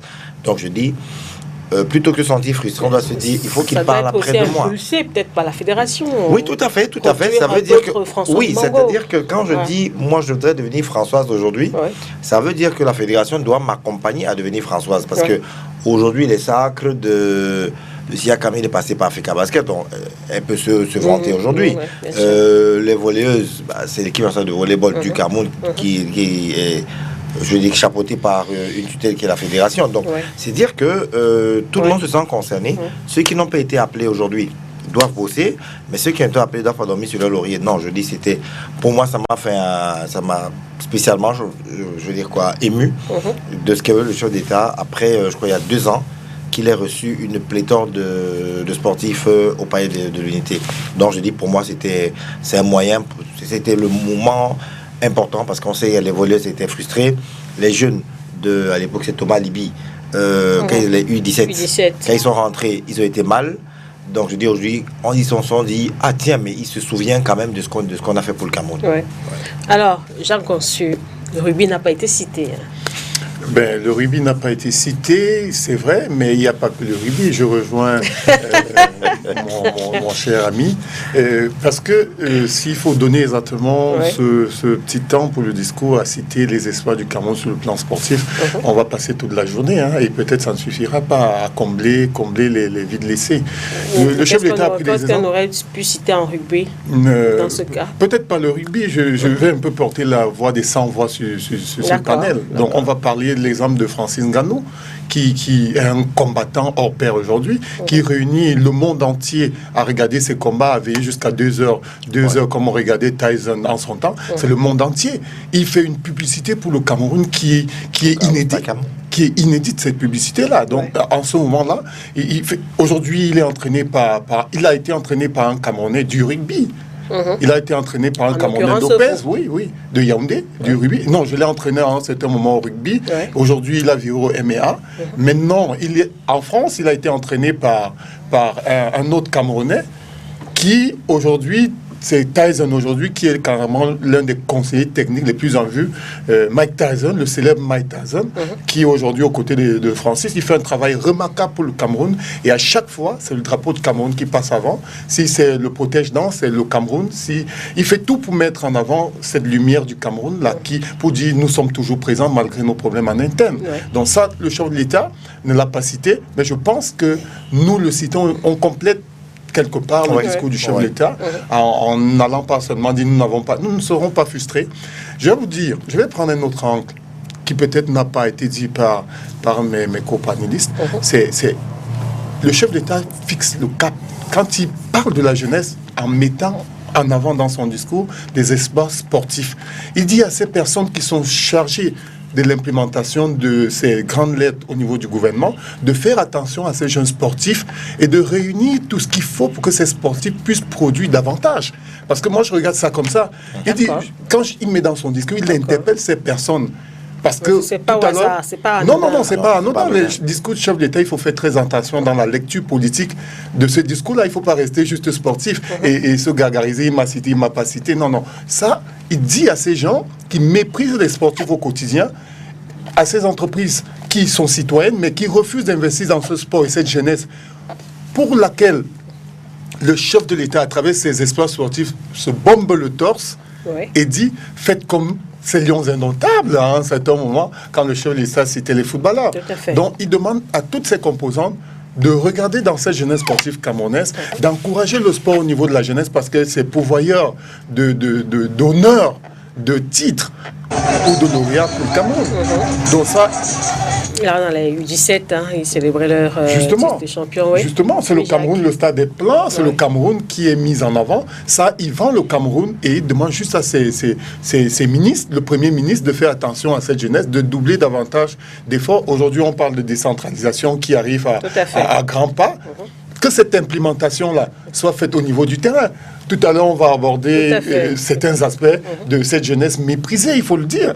Méprisée par ceux-là même qui sont chargés d'implémenter ces discours du chef de l'État pour qu'elle se sente mieux. On parlait des arbitres, mais les sportifs en eux-mêmes, est-ce qu'ils sont mieux pour produire le meilleur spectacle? On va en revenir. Voilà, tout à fait. Alors,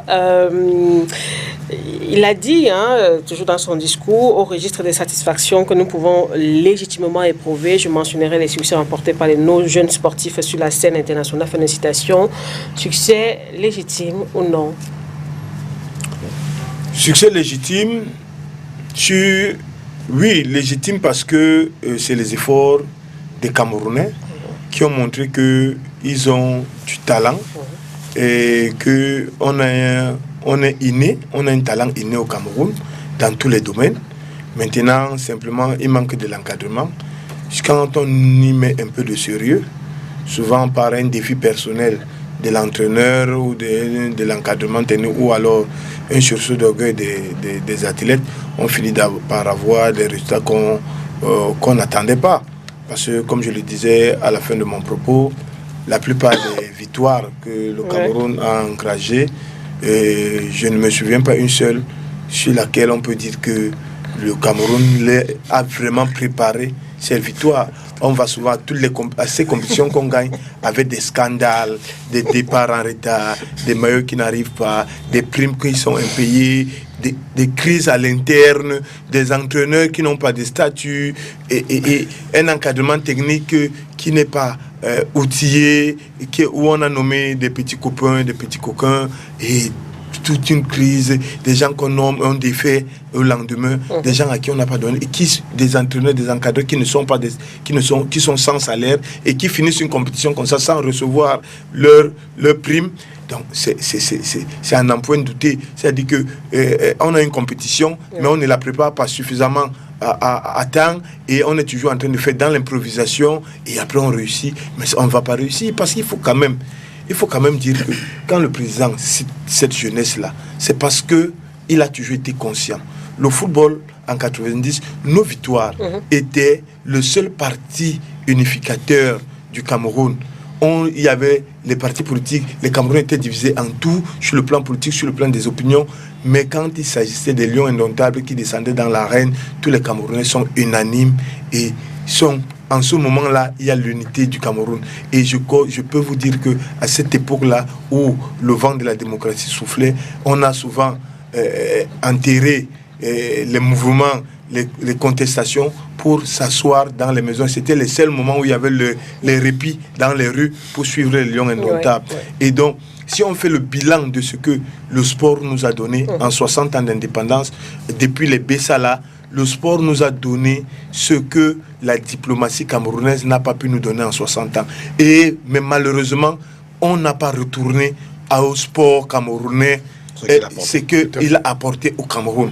Et je crois que si le président de la République commence à le citer, c'est pour interpeller ses collaborateurs que ce n'est pas au président de la République de venir faire ce travail à la base. C'est que je crois qu'il donne suffisamment il fixe suffisamment le cap, il donne les moyens et que ceux-là doivent véritablement travailler comme des patriotes pour améliorer, pour qu'on continue à glaner ces lauriers-là. Malheureusement que non.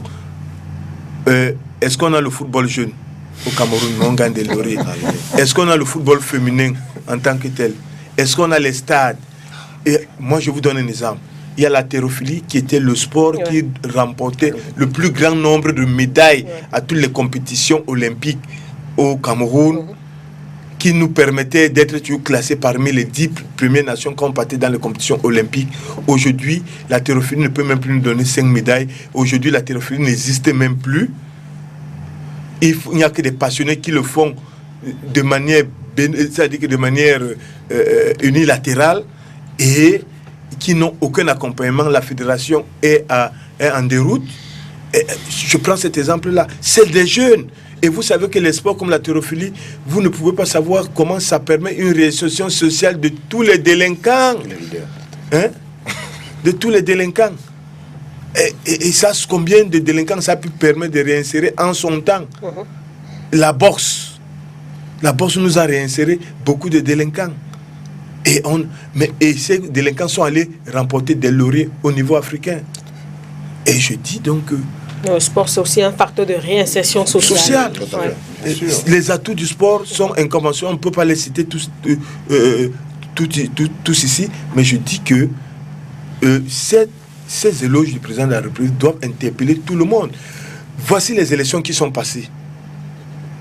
Nous avons vu les jeunes. Quand on mettait, les jeunes ont été nombreux sur les listes sur les listes des candidats. Mais il faut regarder leur position. Les vieux ont pris les positions où, si on prend un seul, c'est eux d'abord. C'est pas un débat politique. Non, on parle du sport.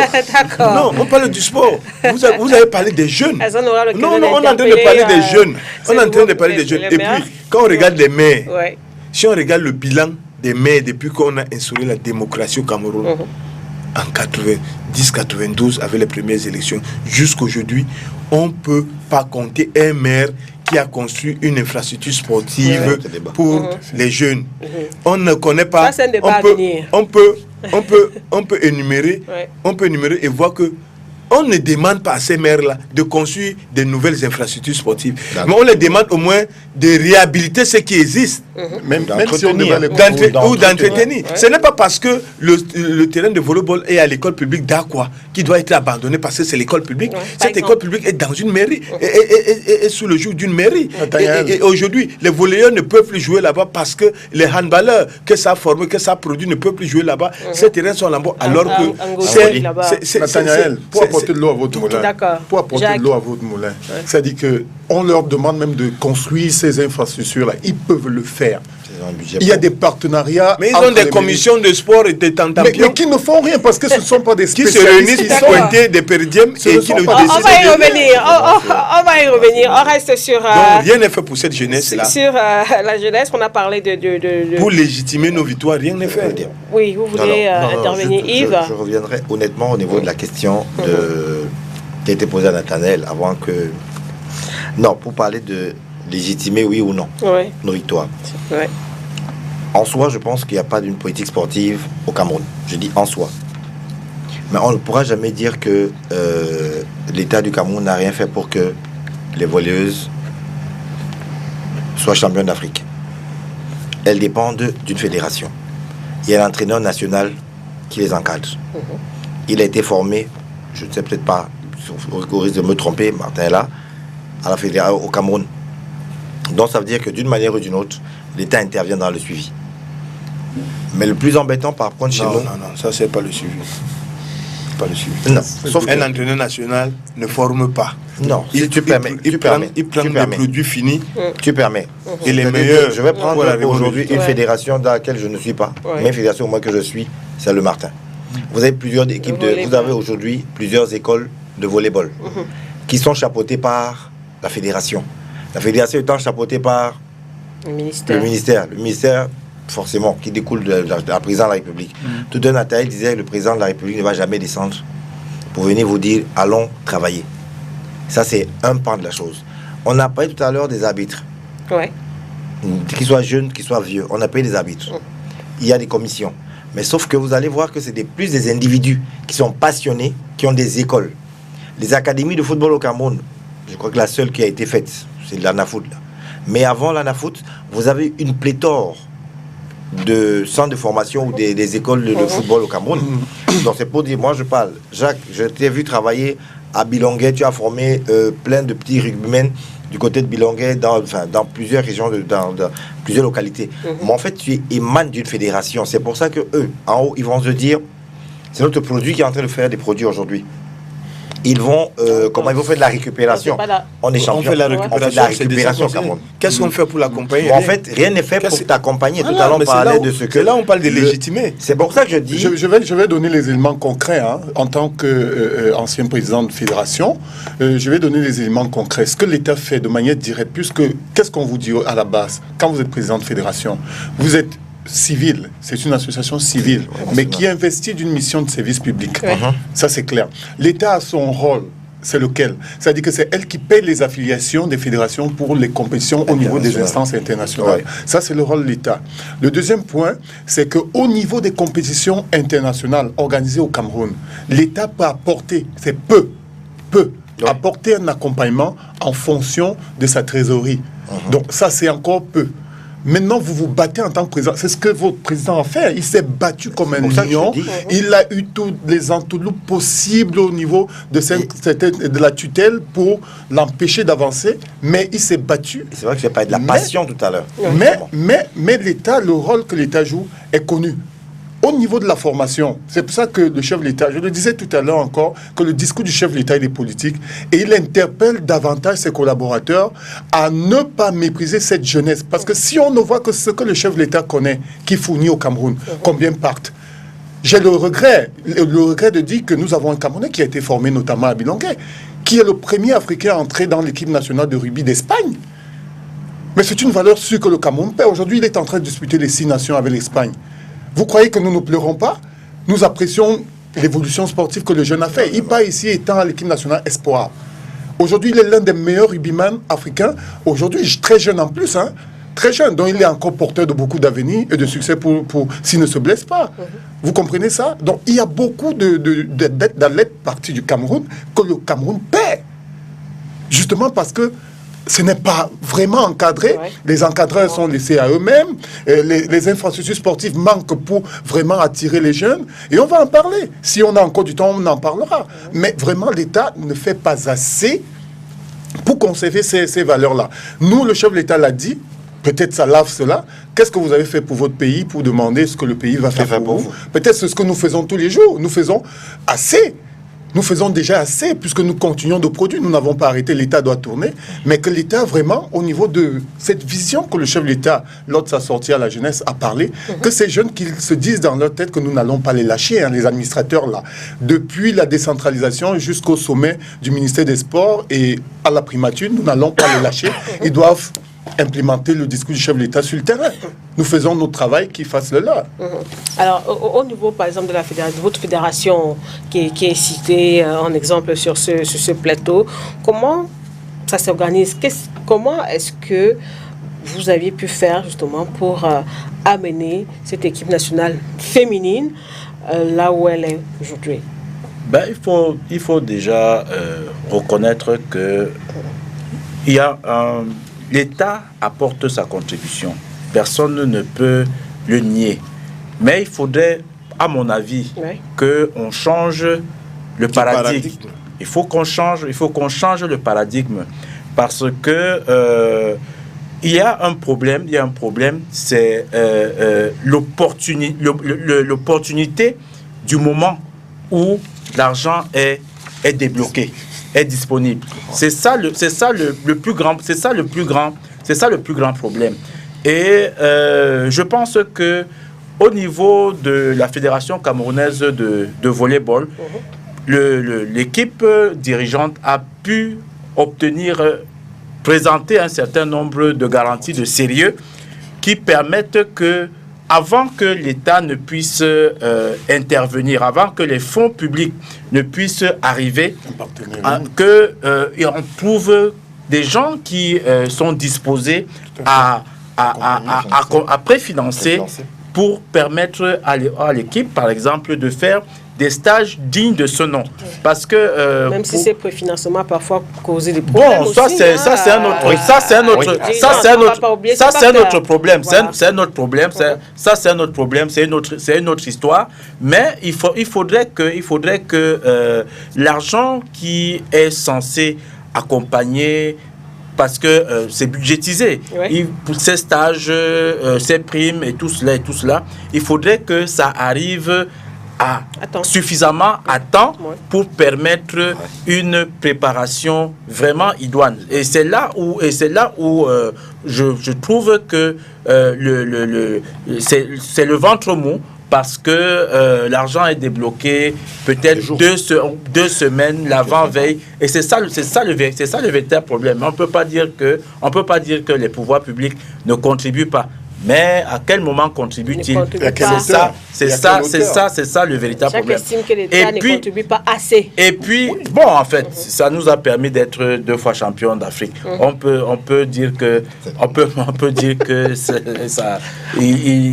pas dire qu'ils n'ont pas contribué assez. Mais je voudrais maintenant faire un autre parallèle sur le discours du chef de l'État, parce que dans son discours, avant de se mettre à jeter des fleurs à ces sportifs, il a d'abord envisagé l'opportunité qu'offre la décentralisation. Et on n'est pas dans un débat politique. Non, c'est pas un débat politique. Ça, c'est un pan du sujet. C'est un pan du sujet. On va y revenir tout à l'heure. Vous parliez de changer de paradigme. Oui. Comment? Changer de paradigme, c'est-à-dire que parce que les fédérations, elles sont appelées. Chaque fois qu'elles ont une compétition internationale, elles sont appelées à déposer leur budget à une date bien précise, Et maintenant, il y a des arbitrages qui se font par rapport à la validation de ce budget-là. Et entre le moment où le budget est déposé et l'instant où il est validé, il est validé en dernier ressort, ce n'est que c'est des jours qui ne font que passer et qui réduisent le temps de préparation des équipes dans de la manière dont on veut que cette équipe se prépare pour produire des résultats. Mais j'ai un souci, c'est là où je rejoins Nathanaël. J'ai un souci. C'est-à-dire que les équipes nationales ne sont que le reflet, c'est la vitrine. Il y a un travail préliminaire qui est fait à la base pour que nous ayons les meilleurs athlètes pour défendre les couleurs du Cameroun. Et laissons la partie internationale où les budgets sont déposés. Avant ça, il y a un accompagnement qui doit venir, certes, de l'État, et les entreprises doivent accompagner à travers les recherches faites par les différents bureaux de fédération pour pouvoir implémenter. Mais c'est dans un contexte hyper difficile. Et si on n'a pas l'accompagnement de l'État, et même encore que l'État impose à cette entreprise, même ça dépend d'une politique. Si la politique elle est menée... L'État ne peut pas imposer aux entreprises. Je vous donne un exemple. Crée le cadre. Mais oui, par exemple, il y a par exemple des mesures d'incitation justement, fiscale. Je parlais justement des mesures d'incitation. Il y a des mesures d'incitation fiscale. Mais maintenant, il faut trouver la parade. Il faut trouver la parade pour l'État peut le faire. L'État peut le faire. C'est le politique. L'État peut le faire. Je vais vous donner des exemples concrets. C'est-à-dire que vous allez voir une fédération comme le volleyball. Combien vous avez en dehors comme subvention donnée par le ministère au cours de la saison sportive? C'est 3 millions, maximum 5 vous concernant. Le rugby, l'Africa Rugby, il y a 2 ans, avait reçu 3 millions. Et ça, ce n'est pas constant.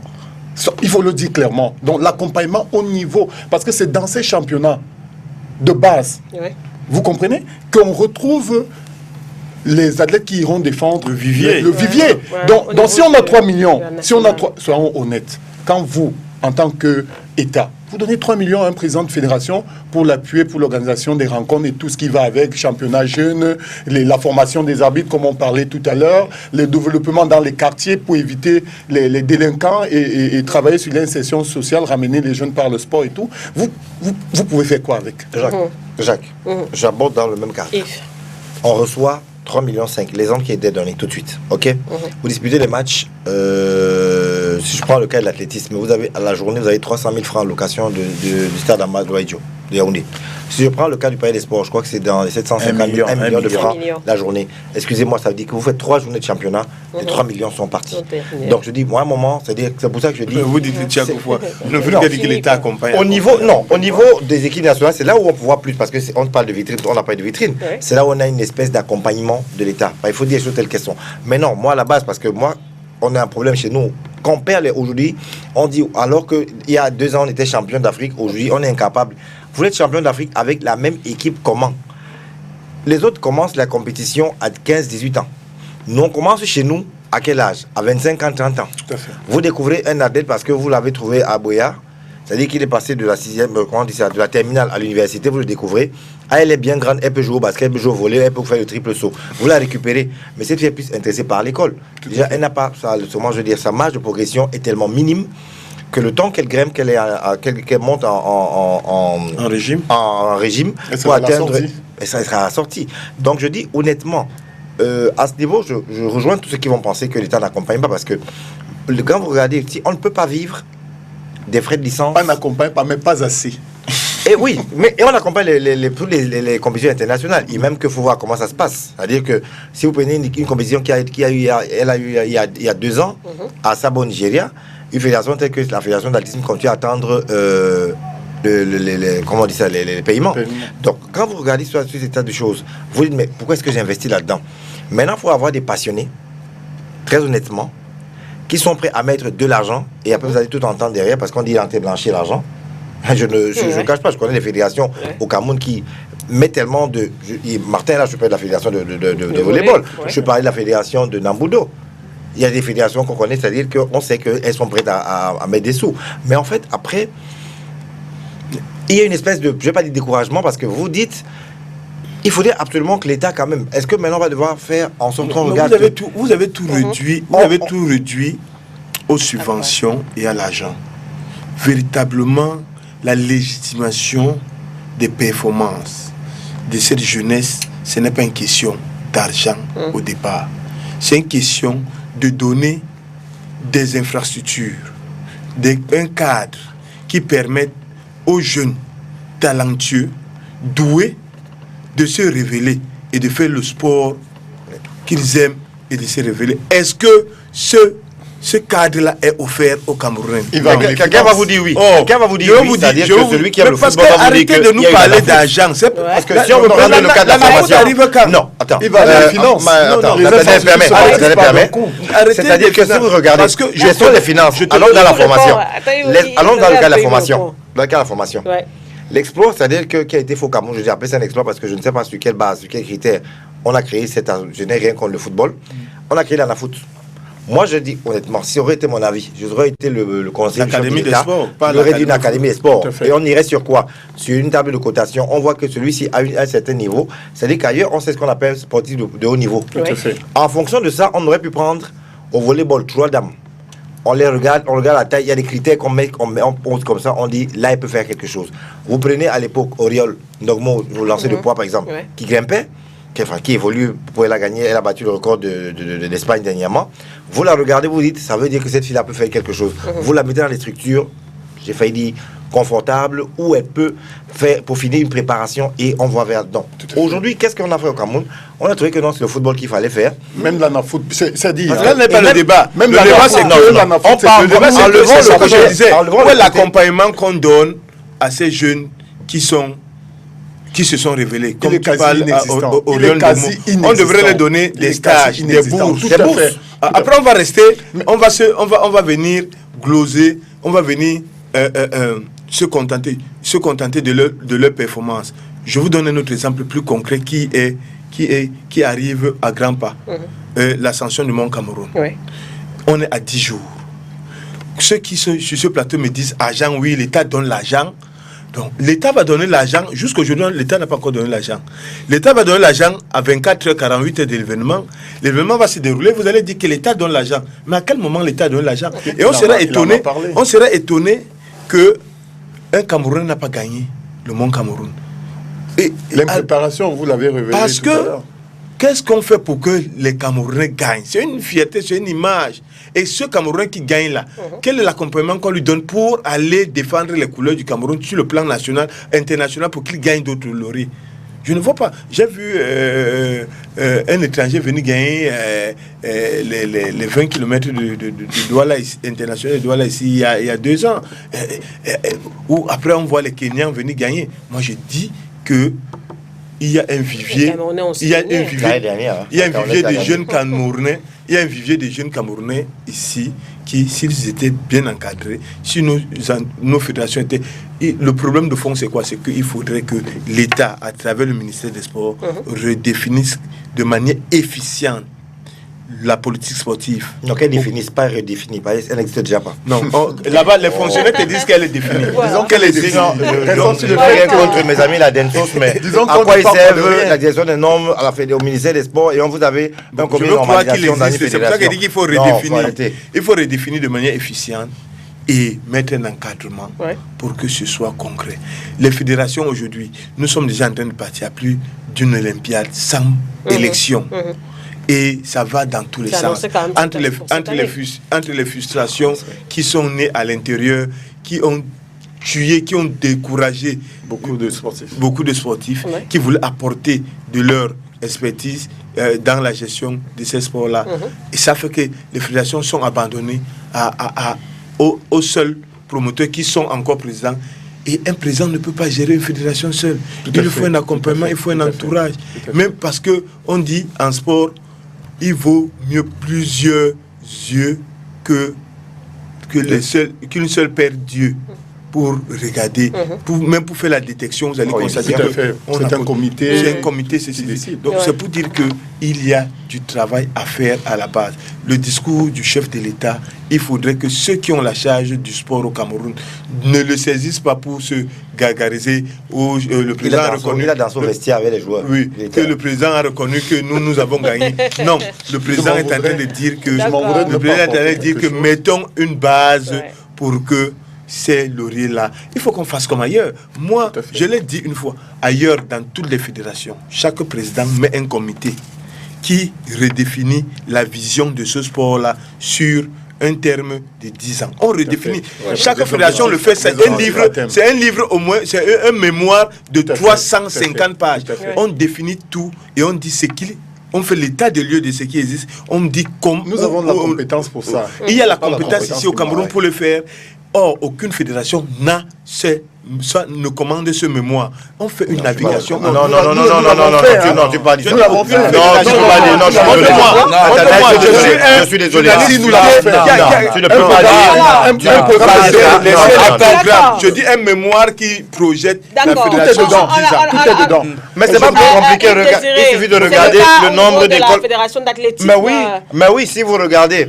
La semaine, quoi, on a fait la première journée du championnat du Cameroun. Ce n'est pas des ça. ça. Permets. Ce n'est pas les On s'est rendu calendriers. compte que Ce n'est pas un problème. c'est pas de ça que je parle. Permets-moi de il suffit de regarder le chronogramme. Je rentre là-dedans si tu veux. D'accord. À toutes les journées maintenant, vous avez des compétitions de jeunes. Parce qu'on s'est rendu compte que notre équipe est plus pas vieillissante, elle est vieille. Ok. Qu'est-ce qu'on fait? On travaille sur la relève. Vous avez les U16, U18, U20. Développement. On développe au fur et à mesure. C'est-à-dire qu'aujourd'hui, on est en train de faire, toi tu as suivi ça, le Kids Athletics, qui est cette détection dans les lycées et collèges. Donc tu peux pas dire que quelqu'un qui est en train de le faire n'a pas de vision. C'est une partie de ce mémoire dont il parle. Dont tu Le parles, mémoire, c'est c'est un ensemble. c'est un ensemble. Oui, mais le problème, c'est que si c'est consigné dans un livre et que c'est pas implémenté sur le terrain, C'est qu'on ne fait rien, tu peux l'avoir et le ranger à la bibliothèque. on est au même moment de ne même. pas le D'accord. révéler. Jacques. Vous savez, les solutions ne sont pas compliquées. C'est là où je voudrais rejoindre Nathaniel pour dire que nous n'allons rien inventer. Je vais vous dire comment. Aujourd'hui, je me réjouis qu'on parle de décentralisation, notamment parlons du sport. Ailleurs, si on veut faire une route, restons au Cameroun, mais on déloge les gens et on les indemnise. Dans chaque quartier, on devrait cibler des personnes, ça prendra peut-être 15 ou 10 personnes, mais un petit espace omnisport où on a des jeunes qui peuvent développer, ça peut se faire. On peut les indemniser et que la mairie mette ça dans son programme budget. Dans son budget programme. Et ça s'effectue. Vous allez voir que les jeunes, pour trouver... Il y a beaucoup de stades, comme le stade de la Cité SIC. Ça a failli être fermé. Quand on fermait, c'est au moins 20 quartiers qui se réunissent en un seul endroit. En un seul endroit. Comment vous voulez que les jeunes n'étouffent pas? Le chef de l'État a évoqué dans son discours... Tous les aires de jeu sont devenus des espaces d'entreprise. Les immeubles ont poussé Les là-bas immeubles pour ont les poussé. champions. Ça dit que les jeunes étouffent. Il n'y a plus d'espace, même dans les camps cycles. Il n'y en a plus. Ça dit qu'il y a plus d'espace. Mais si ce n'est pas les bars qui ont poussé, c'est les immeubles. C'est facile. Comment? C'est facile à développer en très peu de temps. Je vous rappelle que quand on venait de construire Bonamou Sadi, on venait de construire les camps Siglonka et tout ça, il y avait des stades de basketball. Ça a permis aux jeunes de révéler les talents et d'avoir des équipes. Aujourd'hui, tous ces terrains-là, il y a des kiosques, des immeubles qui ont poussé. Délogeons les gens, Le problème se pose aujourd'hui- déjà même d'abord dans les lycées.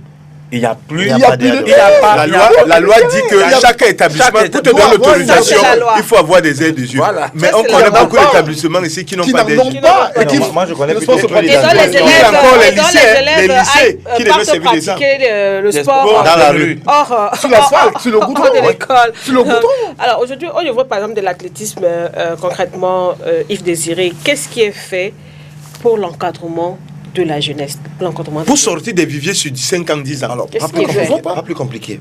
Aujourd'hui, on est sur un programme à long terme. À long terme, ça veut dire que on s'est dit- 2035. On s'est dit- c'est la mode. À long terme, non, moi je ne suis pas sur 2035. C'est-à-dire que vous avez à peu près les Jeux Olympiques, on va laisser 2020. C'est le mandat des présidents a expiré depuis. Oui, sauf qu'il ne faudrait pas penser que le programme d'une fédération, c'est le mandat du c'est le mandat du président. Non. Vous savez, on est d'abord technicien avant d'être administrateur. Tous sont les techniciens quand on discute. Donc, c'est dire qu'on s'assied, c'est-à-dire à des questions techniques nationales. Parce que là, Jacques a évoqué tout à l'heure un truc, c'est-à-dire qu'il est incontournable au Cameroun en tant que formateur dans le cadre du volet du rugby. Que sa tête vous plaise ou pas, vous faites avec lui. Tout à fait. Alors, vous avez des gens au Cameroun qui sont assez outillés pour travailler sur le plan technique. Qu'est-ce qu'on se dit? On prend un enfant qui a du talent. On le forme, mais c'est pas pour qu'il gagne demain matin. On le forme sur 4 ans. C'est-à-dire qu'on se dit sur une Olympiade, c'est-à-dire, bon, moi je parle pour l'Olympiade de 4 ans d'un mandat d'un président. Non, je parle pas de ça. Je parle des compétitions à venir. Vous le prenez, vous le préparez, C'est vous ce le qu'on fait ailleurs. initiez. Et c'est avec eux aujourd'hui qu'on est en train de faire. Moi, quand je prends le statut équipe nationale du Cameroun d'athlétisme aujourd'hui, vous avez un gars comme Ngangele qui a 18 ans. Mais quand vous le regardez, il fait de la fierté du relais 4x100 du Cameroun aujourd'hui. Il sort des derniers Jeux africains. Il n'a pas été... Et machin, il était éliminé en demi-finale. Mais on n'allait pas parce qu'on voulait qu'il soit champion d'Afrique. Non. On n'aurait pas craché s'il gagnait. Mais en fait, on préfère aller avec une jeune équipe qui va apprendre. L'objectif, c'est quoi? C'est d'abord d'aller apprendre maintenant. C'est pas forcément d'aller gagner. On prend des jeunes, on commence à leur donner de l'expérience pour qu'ils gagnent demain. Voilà une espèce de perspective chez nous, une espèce de vision. Plutôt que de prendre les mêmes gens qui gagnent. On prend des jeunes combien? Est-ce qu'on peut avoir un chiffre? Alors, si je vais vous dire... Sur le plan régional, puisque c'est... Sur le plan, si je prends le cas régional, aujourd'hui, sur l'équipe nationale du Cameroun, on a 4 qui sont partis, qui ont moins de 25 ans, qui sont investis de Douala. Au niveau de l'équipe nationale, je vais vous dire que tous ceux qui ont fait la dernière expédition à Rabat, c'est à Rabat, je crois, les Jeux africains, si je ne me trompe, au Maroc, je vous dis, c'est-à-dire que c'est l'équipe, je crois que c'est les U20 en majeure partie. Donc, c'est vous dire qu'aujourd'hui, il y a une politique qui est en train de faire, c'est-à-dire on est en train de rajeunir complètement notre effectif. Pas pour forcément gagner aujourd'hui, c'est pour ça que vous n'entendez plus aujourd'hui le Cameroun est rentré avec cette médaille, on ne veut pas justifier ça, mais c'est qu'il faudrait que les gens comprennent qu'en partant, j'aime bien quand on entend les micros à la fin, vous avez fait quel bilan? Quand on partait, vous avez demandé notre objectif? Non. Quand on rentre, on a dit, le passé était chaotique, on ne partait pas gagner. Quand on a gagné la dernière Coupe d'Afrique des Nations de football, qui pensait que le Cameroun, enfin les seniors, qui pensait que le Cameroun gagnerait?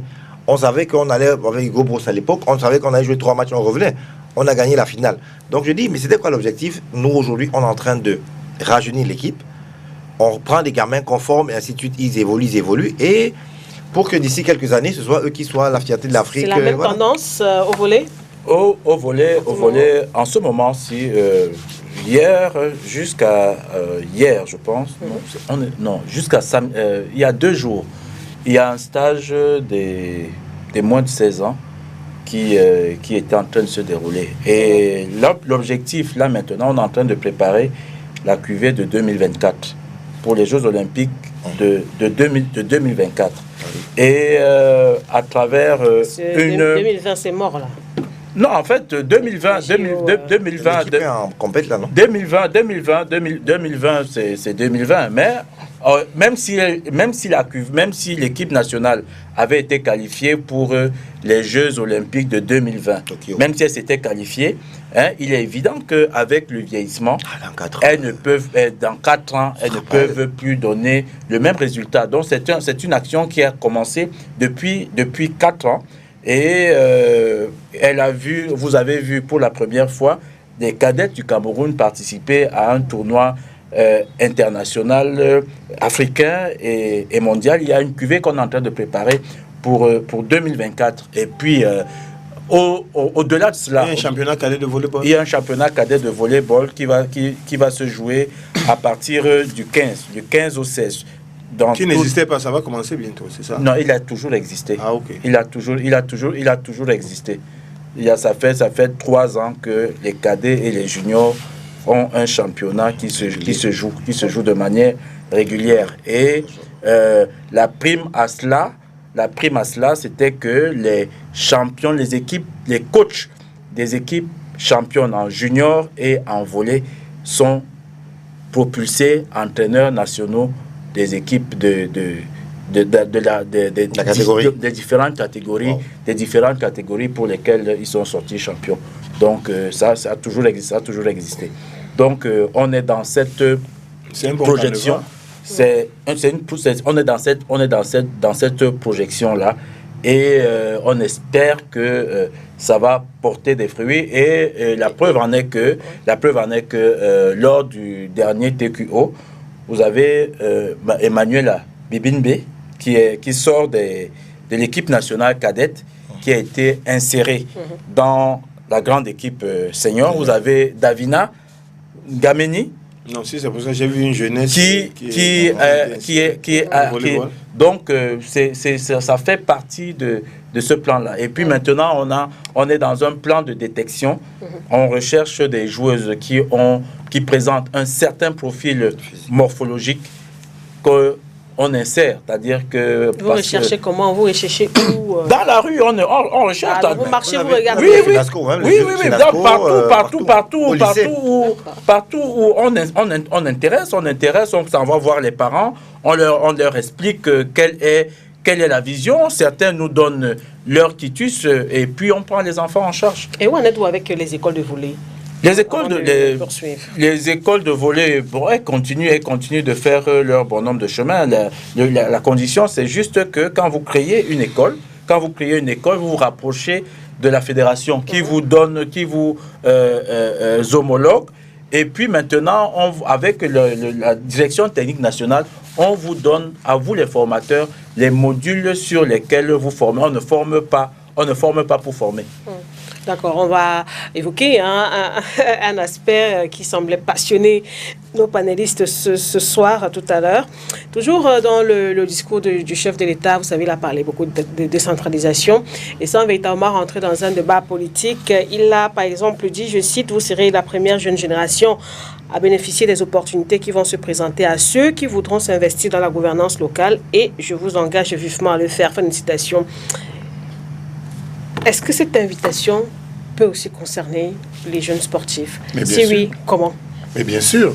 C'est là où nous parlons aujourd'hui, pas d'autorité, mais nous levons quand même le ton. C'est le chef de l'État qui a défini le cap. Quand il dit ça va intéresser, nous allons nous investir, qui nous appelle ou pas. Nous l'avons fait par le passé. Maintenant, nous avons des compétences avérées, respectées au niveau international, que nous voulons faire valoir au niveau de nos communautés. C'est de ça qu'il s'agit. Mais ils doivent faire avec nous. Parce que s'ils ne font pas avec nous, nous interpellerons le chef d'État pour dire, voilà, ils ne veulent pas faire avec nous. C'est de ça qu'il s'agit. Je vais vous donner un exemple, je vais revenir dessus. Pour développer le sport au Cameroun, tant qu'il n'y a pas les infrastructures, nous serons toujours dans l'éternel bricolage. Et les infrastructures se font donc au niveau de ces communautés décentralisées. Il suffit à un maire de dire, chaque année, il y aura 3 quartiers qui vont se doter, disons soyons modestes, un quartier qui va se doter d'infrastructures sportives. Comment le faire? Aujourd'hui, on est totalement fermé, il n'y a plus d'espace vert.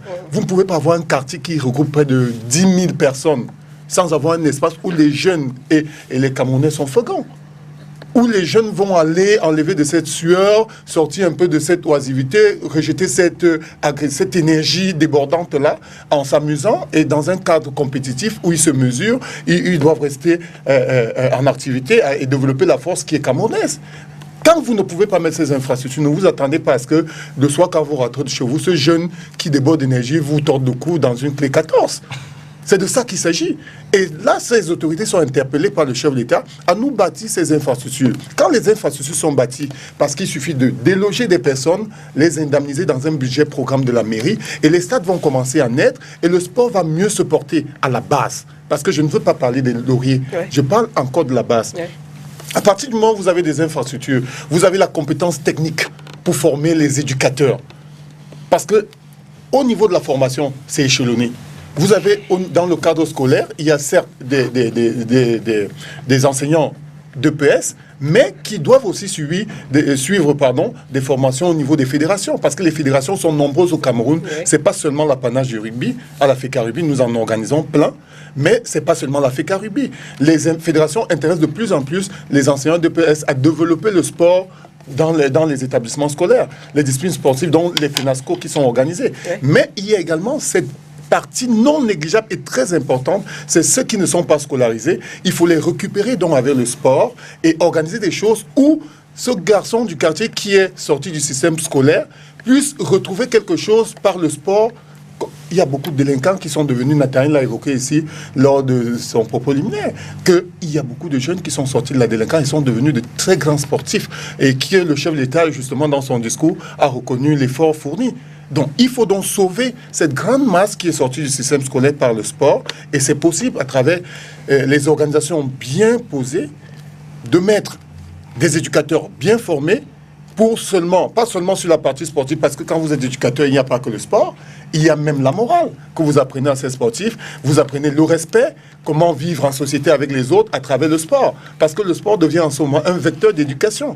Vous comprenez? Mais au finish, avec ces établissements scolaires, ces écoles de quartier, ces écoles régionales, ce sont ces jeunes qui vont monter progressivement à travers un canevas bien défini et arriver à l'équipe nationale. Plus encore, puisqu'on parle de sport, il n'y a pas que les lauriers. Hein. Il y a beaucoup de sportifs qui sortent qui étaient bourrés de talent, mais qui n'ont pas eu les mêmes chances. Parce qu'arriver à être un Francis Ngannou, un Siakam ou au volleyball, Yoko, c'est pas évident. C'est souvent 1 sur 100. Ouais.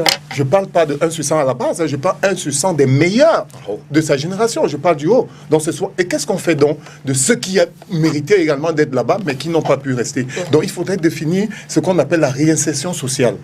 Sans ça, on va former des brigands encore en haut qui seront même frustrés parce que le sport, ils ont passé toute une vie dedans, mais au finish, ils n'ont rien eu. Donc, il faudrait de l'autre côté, penser à cette réinsertion sociale à travers des formations à côté qui leur sont proposées pendant qu'ils sont en train de jouer, pour que demain, si ce n'est pas le sport qui leur garantit tout cet avenir, que le jeune à côté puisse se dire, ben, écoutez, j'ai été appuyé au niveau de l'école m'a facilité, comme aux États-Unis.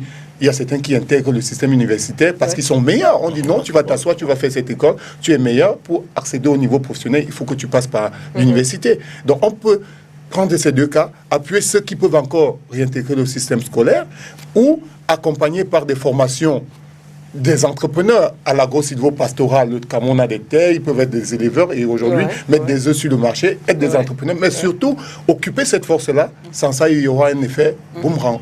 Alors, Martin, est-ce que au niveau de la Fédération camerounaise de volleyball, on a compris cette invitation du chef de l'État? Est-ce qu'on est quand même en train d'y penser? Oui, je pense qu'avant même que le chef de l'État ne félicite, la Fédération camerounaise de volleyball s'est mise au travail. Vous êtes sans ignorer la convention qui a été passée entre la Fédération camerounaise de volleyball et un collège de la place à Yaoundé, qui est censé devenir un grand hub de sport-études au Cameroun. Et bien entendu, ce sera le volleyball. Il sera majoritaire, mais parce que on a compris que en fait le dualisme infrastructure et résultat, il est incontournable. Il est vraiment incontournable. Et puis maintenant, l'autre pan de la chose, c'est quoi? C'est que il faut que pendant que les élèves pendant que les athlètes sont en train de poursuivre leur scolarité, qu'ils puissent en même temps pratiquer le sport. Donc, on va les réunir dans un cadre qui va leur permettre, un cadre géré par la fédération, qui va leur permettre de faire l'adéquation entre les deux. Parce que en réalité, au-delà de ce que les pouvoirs publics ont comme responsabilité en matière de mise à disposition des infrastructures, à la fédération, on a estimé qu'il fallait être proactif pour pouvoir atteindre les objectifs qu'on s'est fixés. Ouais, puis on parle de gouvernance locale. Avec les mairies, comment ça se passe? C'est vrai qu'il y a eu un partenariat avec la mairie. Au-delà, en fait, moi je vois avec la nouvelle politique de décentralisation. Moi, je pense que la concurrence politique au niveau de ces mairies-là va aussi passer par le sport. Donc, il y aura un effet positif pour le sport, parce que en réalité, la grande masse des gens à qui ces politiciens vont devoir s'adresser, c'est des gens qui ont entre 20 ans et 30 ans. C'est une vie sportive. C'est une vie sportive, donc ils seront aussi notés par rapport à ce qu'ils auront pu investir dans le sport, par rapport à ce qu'ils auront pu sortir certains jeunes de l'indigence à travers les politiques sportives qu'ils auront mis sur pied. Parce que là, maintenant, il n'y aura plus d'échappatoire. Il n'y aura plus d'échappatoire. Les mairies vont disposer des moyens conséquents et suffisants pour pouvoir mettre toutes les politiques sur pied, y compris la politique sportive. Et je pense que ce sera un très bon levier. Alors, est-ce que la Ligue d'athlétisme, Yves Désiré Ekwala, on y pense aussi, le chef d'État qui demande de saisir les opportunités qu'offre la décentralisation? Est-ce que vous y pensez? On y pense, j'ai failli même dire avant Le discours. le discours du chef de l'État du 10 février, en ce sens qu'au niveau notamment de Yaoundé, je ne vais pas me limiter à la Ligue régionale, je vais dire qu'au niveau de Yaoundé, avec la fédération, et puis il y a sa programme qui est un accompagnateur de la fédération. Depuis quelques années. Oui, des anciens athlètes et tout ça. Donc on est en train de faire de signer des partenariats avec des mairies. Vous savez, il y avait il existe toujours un projet au Cameroun que j'avais beaucoup aimé, qui avait été implémenté par le président Ahmad Kakama Malboum. C'était les Dixiades, en fait, qui à la base était un moyen de récupérer ce qu'il y a de meilleur comme jeunes sportifs, les encadrer pour au moins, parce que sur 4 ans, qu'on puisse au moins avoir une équipe. Si vous regardez aujourd'hui au niveau des mairies, quand je reviens donc sur le cas de la configuration de Douala, au moins je la maîtrise mieux. Ouais. Quand vous regardez, si vous faites, je prends le cas de Douala 4e, c'est-à-dire qui est à partir de Bola Sama, Bonaberi et compagnie. Si vous me montrez un seul stade qui est stade public ou municipal ou public, je donnerai tout ce que vous voulez. Très honnêtement. Et ça fait qu'aujourd'hui, qu'est-ce qui se passe? Ils ont fait des espèces de parcs d'attractions, enfin même pas d'attractions, des bancs publics au niveau de Bonasama. Et c'est là où tous les vendredis, vous pouvez retrouver un minimum de 300 personnes qui forcément sont en train de chercher un petit espace pour évacuer un peu le stress de la semaine. Alors, rien qu'à cette petite image, un maire, c'est-à-dire que la municipalité peut s'asseoir et se dire, ils ont besoin de certaines infrastructures. Qu'est-ce qu'on peut faire aujourd'hui? C'est de leur construire quelque chose qui serait, j'ai failli dire quelque chose de conventionnel ou ce que vous voulez. J'ai discuté avec un entraîneur d'athlétisme également, M. Molumama, qui est au niveau du lycée polyvalent, et je lui ai dit, il est temps qu'à un moment, qu'on aille voir le maire et qu'on lui dise, il faut absolument qu'il ait, s'il n'en a pas encore, un chef service sport. Parce que quand je regarde les moniteurs travailler, j'ai vu des moniteurs qui marchaient sur les dos, c'est-à-dire des sportifs, et je me suis arrêté à moi, je lui ai dit, c'est tellement dangereux ce que vous faites, vous n'imaginez pas. Quel que soit le poids de celui qui marche sur votre dos, vous pourriez perdre le foie, le pancréas, ainsi de suite. Il y a tout à l'heure, Jacques parlait de la formation. Oui. Former les moniteurs. Mais ça peut être fait par arrondissement. Ça peut être dans des localités. Et maintenant, pourquoi est-ce qu'on n'organiserait pas une compétition entre, c'est-à-dire on va volleyball, basketball, football. Bon, ça, c'est plus facile pour tout le monde. On dit Douala premier contre Douala deuxième. On se retrouve peut-être à Douala troisième. Essayez de créer cette émulation. Mais ce braquage ensemble... Ce brassage fera en sorte qu'on pourra détecter immédiatement, les fédérations pourront venir s'asseoir et dire, au regard de ce qu'on a là, on peut détecter un minimum de 20 gamins qu'on va former. La FIFA veut 20 arbitres qu'on va faire monter. Aujourd'hui, on peut dire que chaque année, je détecte 10 bonhommes que j'encadre. Donc, je veux dire qu'il y a tellement à faire, et puis c'est pas qu'eux, là où ils sont, ils n'ont pas ces idées. Ils les ont, plus que peut-être nous-mêmes. Mais le problème, c'est ce problème de volonté. Ce problème de volonté parce qu'ils savent comment le faire. Ils ont la matière pour, mais je crois qu'ils sont attirés par autre chose. J'ai rencontré un conseiller municipal de l'exécutif qui est encore là, sur Douala 4e, et quelqu'un m'a répondu clairement, on a mieux à faire que ça. Et je lui dis, est-ce que vous savez que le départ du marathon de la ville de Douala a failli être délocalisé de Bonaberi? Il m'a dit, ça me fait quoi? Je lui ai dit, vraiment, je vous comprends. Parce que vous ne pouvez pas imaginer ce que ça fait dans un pays comme la France, de savoir que le Tour de France passera par votre mairie. Les gens sont prêts à mettre de l'argent pour que ça passe. Le Tour a mis ça bongo. Mais vous parlez, c'est aux gens du Sud, aujourd'hui et Bolova. C'est-à-dire que pour eux, c'est devenu... La tropicale, le départ, c'est chez eux. C'est leur fierté. Mais quand même, moi, un conseiller municipal vous dit, et ça me fait quoi si on dit pas, on met ça au rond-point, moi, ça me fait quoi? Alors, c'est dire que aujourd'hui, je pense qu'il y a des gens qui sont à des postes sans comprendre exactement quel est leur rôle. Mais je crois que si on s'assied, on se dit, avec la décentralisation, il y a tellement de choses à faire qui soient bénéfiques. Et ce sera à la base, mais au sommet, ce sera et les fédérations, les ministères, l'État du Cameroun qui sortira gagnant. Oui, peut-être avant l'intervention de Mathieu, ce message. Bonsoir, à quoi servent les bourses du Comité national olympique et sportif du Cameroun? L'État peut aussi accompagner les fédérations sportives dans la location des infrastructures. comme une fédération comme le volley, comment une fédération comme le volley continue de louer le palais des sports de Yaoundé à 1 million la journée alors que cette structure appartient à l'État. La réforme du sport camerounais passe par les infrastructures. Remarquez que dans Yaoundé 3 et 6, il n'y a plus de stade de basket, de volley, de hand. Le dernier stade de football à Acacias, la mairie de Yaoundé 6 a construit là-dessus. C'est Wamakoul Kwadjo qui nous écrit ce soir. Merci de nous regarder. On n'aura pas le temps pour les messages malheureusement.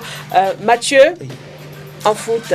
Mais on a tout dit. Il faut d'abord répondre à la question de la gouvernance locale. C'est quoi? La gouvernance locale, c'est tous ceux qui vont s'intéresser, qui se sont intéressés aux élections, qui seront les élus locaux demain. C'est tous ceux qui vont créer des comités de veille.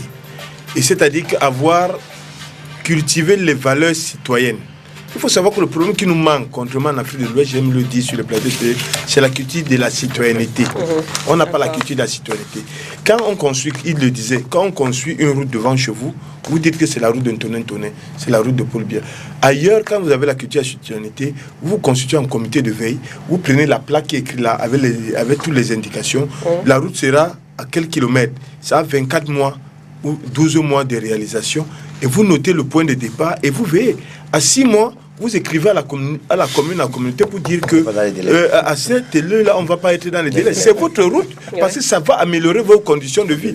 Mais les gens disent que c'est pour les autres. Et puis, les marchés traînent là.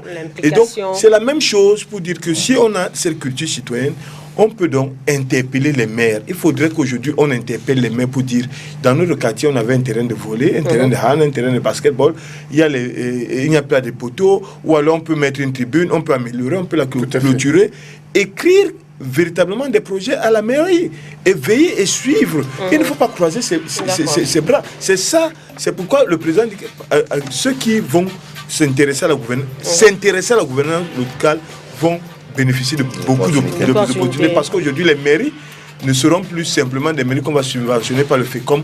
Aujourd'hui les mairies seront plus autonomes de vivre des retombées, de leurs propres retombées, de les gérer eux-mêmes.